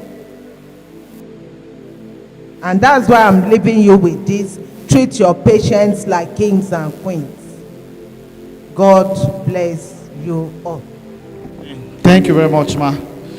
Thank you. Can we jam our hands together for our HOD? Then I want to ask the last and the final question from the NAP chairman. And of course, he has said a lot. And I want to ask that, as a NAP chairman, what support do you give to associations like NAZIM, like NONSA? Because I heard recently NONSA had a convention in Abuja. The Association of Nigerian University Nursing Student Association had a NONSA convention in Abuja this month. And I was surprised that I didn't see much collaboration from them for them to start to such level of convention in Abuja, and yet there are limited NAM involvement. That's one. Then number two, what advice can you give to an average nurse today in order for them to be actively involved in politics that would make influence at the policy making ends? Maximum 3 minutes, sir. Thank you, sir. Thank you very much. I am a good observer. I could see that we spent much time in this panel discussion. And I could read non-verbal messages from some individuals. That's the truth, yes. And that is a sign that I'm following everything that is going on in the hall. Permit me to speak for 5 minutes, please. You see, there are key issues that we need to hold on to. Our leaders have spoken. They've spoken as clinicians, seasoned clinicians. They've spoken as seasoned nurse administrators. They are very good. I want to say that I want to repeat, when it comes to clinic delivering quality services to patients, let me tell you, nurses are already in that stage. Equipped with skills and knowledge, we are already in that stage. What we talk about now in clinical practice is, you talk of excellent practice, you talk of competency and excellent practice, which give patient maximum satisfaction with services we are given, which I believe we are getting to that point of excellent service, honestly. But I keep asking myself, you've been delivering quality services to patients despite structural challenges. What has been your lot in the system? What has been your own, what has been processes put in place to guarantee your involvement in policy making and your own welfare? That is my own focus in this discussion. How do we get there? I want to say, discover the gift in you. As a nurse, in my ward, whoever has passed through my medical ward, I used to charge them, be open, communicate, be bold, even when you are saying rubbish. No nurse have ever said rubbish and I condemn on my word, because that is what you know. Nurses, we feel shy, in fact, to even verbalize, and that's why some of us we suffer in silence. The gift we are loaded with is not being displayed. It's not being, when you are not communicating, we don't communicate. Even some of us, when we are to put it in writing, we don't communicate our idea effectively. And let me tell you, managers, government, they are looking for people that are innovative. They are looking for people that are competent, not just being competent alone, but can communicate. They are looking for those that are innovative. Those 4 things, they are very important. Then, if you find yourself in this 4th category or any of this category, do you know your gift can open door for you to be among the policy maker? It's not a day job. I will give you an example. Just last week, most time doctors. Yes, people reckon with them, because by the time they get them, they believe they will provide solution to their problem or connect them appropriately to get solution to their problem, which nurses are not doing most of the time, even when we know it. So the gift in you, showcase it. It is your gift that paves ways for you. The gift of a man open doors for him or her. In this gathering, if I want to do anything and I believe Nurse Lagbaja will be able to do it for me, why would I consult the person, whether junior or senior? Then let's build supportive relationship. Build supportive relationship. Gone are those days they say you terminate your relationship. Your patient, build supportive relationship with them. Yes, maintain professional boundary, but after you've discharged your duty and your patient is pleased, why don't do a kind of follow-up? You know this person is a commissioner or a relative to a commissioner or a judge or high profile individual. Why don't you build relationship around that person? Professional relationship, that person will be able to see that, oh, I have a professional nurse that can count on if I have a challenge. And in the course of doing that, why don't you sell ideas of nursing to the person so that your voice can be pushed forward? Let me give you a short example again, just of recent. Do you know the wife of the current IGP is a nurse? And Nam has quickly grabbed that opportunity by visiting the wife, and the wife was able to connect them with the husband, who has promised a support for nurses in order to fight quackery in the profession. And when they were saying it, I said, can't we put a viable structure in place so that when this current IG, because let me say, according to the news I've read so far, he has just 1 year in service if his tenure is not ended. But within that 1 year, why can't we encourage his wife to tell her husband to build structures for nurses, so that even if he leaves office, that structure will be there. It will be difficult to dismantle. These are what we need to do. The wife of Bayelsa governor is a nurse. In Nasarawa State, the governor was given an award by NAM of recent because he has done much for nurses, has a lot of nurses in his cabinet. Same thing in Sokoto, they have commissioners. What am I saying? That thing you know how to do best, that will make people to start looking for you, display it.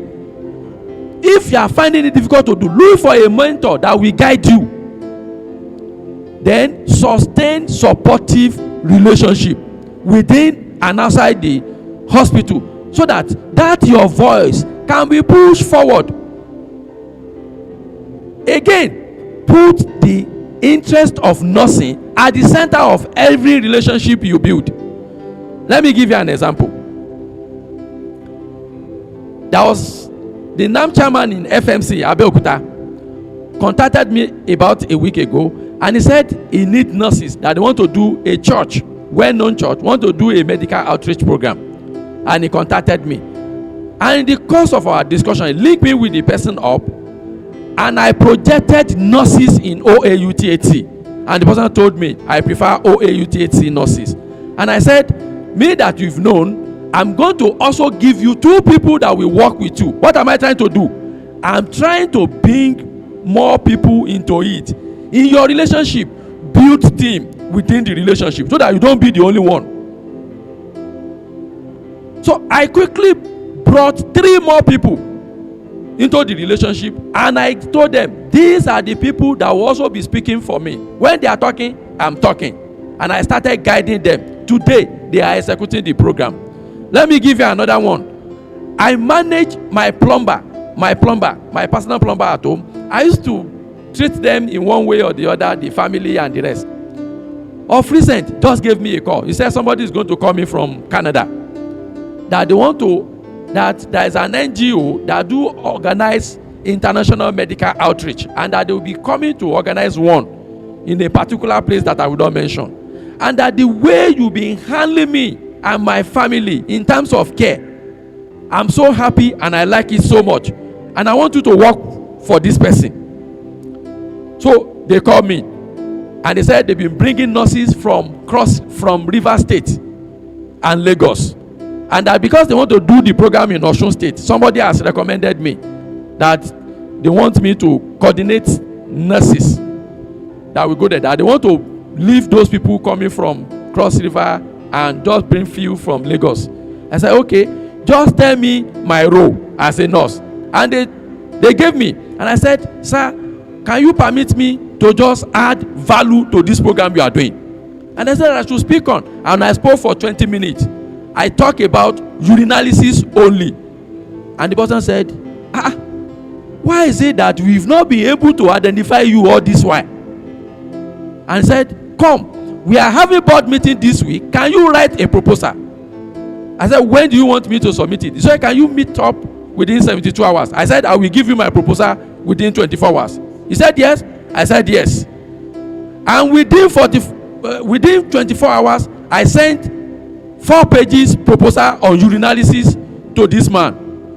And he said, he read it. The following day, he called me. I said, are you sure you are a nurse?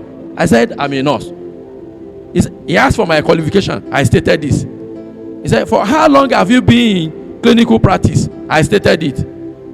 He said, if the person that introduced you introduce you as a doctor. And I said, no, I'm not a doctor. What am I talking about? This is a program that the person also asked me, give me 20 nurses from OAUTHC to do this program. And I said, people like you are the ones we are looking for. You know what I did? He said they have actually planned to use 20 doctors and 10 nurses. But at the end of my proposal, that they want to use 20 nurses and 10 doctors.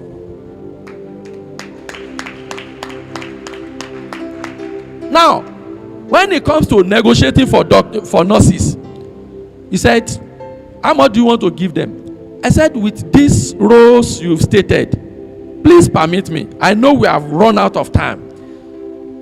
I said, what do you offer? What do you want to offer them? He said, listen. He said 5,000. A week program. He said it's a free program. I said, yes. Nurses, we are ready to partner with you and to give whatever to ensure you fulfill the mission and vision of your organization. But don't forget, these people, they are professionals. They are well trained. They are competent. They have the skills. Why can't you place values on their skill? And I said, Highlands, you are a pastor. That in your church, you've given talks or seminar on placing values on one's knowledge and skill. Therefore, I want you to place values on the skills and knowledge of this person. Your 5,000 is well appreciated, but let's add value to their skill. Let me tell you, he said, and you said you are not a doctor. I said, I'm not. That I can give you the number of my DNS and confirm. He said, you've put me in a tight corner.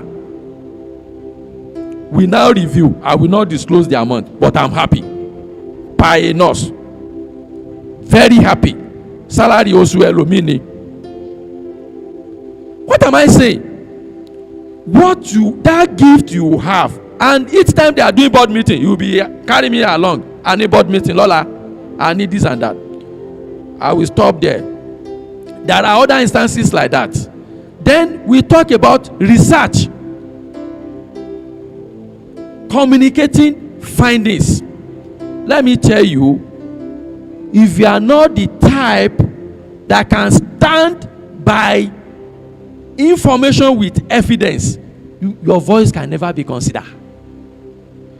When they know that you are not going to mislead them with the data you are giving them, or your data have been so progressive and so developmental to the system, there is no way they cannot do without you. Within and outside the hospital, let me tell you, I know the number of calls I receive per day. And none has ever told me that the suggestion or the information you give me, when I acted on it, failed me. Yes. So we have to equip ourselves. Now, within our locality, what we know how to do best that we add value to human being, let's showcase it. You might not get support at the beginning, but by the time people see the advantage of it, they will look for you. Somebody that was made acting director, Federal Ministry of Health, was a friend of mine. But do you know, I still maintain that relationship with him even over 20 years. There are things that I did for her that even if she's busy, if I put call, you can say let's talk later. And let's maintain degree of, what will I call it? You know, nurses, we talk too much. Let's maintain degree of confidentiality. It will amount to maybe some people might misquote me. That's why I don't want to give this example. But let me tell you one thing. There are meetings that if I want to go, it has level of people I get involved. Because those that want you to be at policy making table, they want to see the level of confidentiality you could have or you could display when it comes to top secret. Like I said, build support around yourself. When I wanted to vying for the post of chairman, do you know, I asked my wife, are you ready to support me holistically? I asked my ward leader then, or was section head, DDNS Eluyode. This thing you want to give me, you want to push me to, are you ready to give me holistic support? He said, you have my backing. I went to my unit head. I said, Ma, these people have called me to do. Are you ready to give me backing? He said, yes, I will be ready. Even the DNS that I did not consult then, I'm getting a full support. Likewise, all these people. And I went back to my ward, those that I will be working with. I'm bringing out a message for you. I asked them, I want to do this thing. Do you people ready to support me? I hope after 3 months, somebody will not say, after Oyeniyi has become non-chairman, he's not doing anything on the ward again. And these people have mentioned, let me tell you, I can tell you that they also have my support 100%. I can defend nurses on my ward with the last of my blood. Because they've been the one I'm leveraging on. If you build relationship like this, it means a lot. And in your relationship, never forget your profession. Bring your people in. As you have cause to expand, bring your people in. And these people have mentioned, for once, they've never make any attempt to pull me down, which we must not also do. And these are issues in nursing. Now to the last point. Nurses engaging in real politics. We've been saying it often and often. Most of the suggestions you give us here, we project it at the national. I'm now proud. Ask of anybody, OAU, Ife, they will tell you, we know Ife for this. They will not take certain things. And we are not the type that just give destructive criticism. We give them information that can guide them. And that is what leader needs. Don't expect too much from leaders. Give information that can support them. And that is what when you know that you often give information that supports, that make the work easier for them. Let me tell you, by the time they want people that can reason well, round table, they will call you. They don't call people by virtue of just being a nurse or being a doctor or being Mrs. Lagbaja. they will call you based on what we are going to give them on the table that will make the work easier for them. And how will you displace that? It starts from your words. How do you support your gas? How do you support the younger ones that have better idea than the gas to get results? These are what we are talking about. In terms of politics, are we ready to support one another? You want to take permission? Yes, your guy is ready to support you. If you say you are going to Osogbo for a political meeting, indeed, will you be found in Osogbo at that moment? Will you be found in the market? Will you be found in the church? Will you be found elsewhere? These are issues of trust. I told HOD something that is a bit confidential. A colleague took permission and I just said, you are feeling somehow today. Nurse Bangbola is here. Oh my word, we say anything. Am I correct? You didn't answer. We discuss anything. He said, Oga, I'm feeling like this. And your money duty, how are you going to do it? He said, Oga, there is nothing I will do. I said, if I give you time, if I release you, are you sure you will go home and do it? And the person said yes. I said, please, let's release her. And we release her. Let me stop there. Issue of trust. If you said, I've told you about mentorship, have somebody at the forefront you are looking at. Move closer with the person. Support the person. Let the person see the idea in you and how you can promote him and how you can also be instrumental to his or her success. That person will bring you along. And by the time you know you have substance that you can deliver, he presents you forward. It's as simple as that. But if you said you want to do this, it is your guy that will be saying, you cannot go, you cannot do this. So that is barrier from the leaders. Then home, the feminine nature of the profession, do not give room for women to leave home for long without issues. That is the truth. Let me tell you, there have been an occasion I will say, give me 2 hours and the meeting may not even end in the next 5 hours. Okay? And you get home and your husband has been the one doing babysitting and cooking in the kitchen. It takes a man with special grace to take that from a woman. I won't deceive you. Good is a factor. Unlike the medics and the lawyers, go and look at it. Engineers, the governors that NAM gave awards to just this week, about 3 days ago, many of them are engineers. But they've distinguished themselves in recognizing nurses and electing nurses or putting nurses in various political positions in their various states. Now doctors are replicating same, lawyers are replicating same, and they are building synergy for their own people that have ventured into politics. But our own people, what do we do? Wọ́n láti ìgbà tó tẹ̀tí ló ń join wọ́n nítorí pé APC ni. That's why he's ruling. That's why he's ruling to his organs now. Wọ́n ló rude. Every act of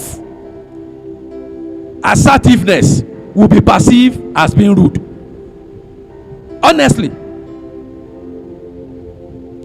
So, but that person has been able to step out, get out of the box, and be able to mix with others and see how things are being done differently to get result or to make voices count, to be among policy maker. Let me give you another example. Presently, they have a APC medical wing. Who among you belong to that platform? You belong to that platform. At the end of the day, minister will emanate from that side. Commissioners will come from it. Only few nurses. That is just it. Most of us, we are confident. We live, nurses most of the time, live a triangular life. Work at the top. Home. Done. church, the other leg. And at the end of the day, let me tell you, you cannot get anything with that kind of life. These are life of people that spend extra time outside nursing with those that are not nurses.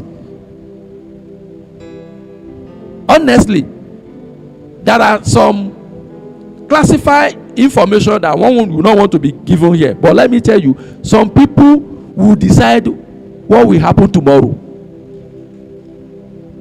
Even in this hospital. And they are not just doctors alone. They have different group. And they meet. After you have closed, you carry your bag and you say you are going home. They are deciding what will happen and what will not happen. So, I'm talking about building relationship, supportive relationship, and mentorship. Until I got to the middle of the post too, I did not understand as well. And that's why nurses are lagging behind. Those that we discuss, they will bring the interest of their profession in, bring their own personal interest in as well. And when you are not there, they will speak for you. Let me add this again. Before NAM pull out, I'm sorry, I hope somebody will not quote me out of context. Some people are not given promotion sometimes. And we make attempts to at least do one or two things for them. But because the way NAM was configured then, do you know, no nurses was considered. And it do me to the core.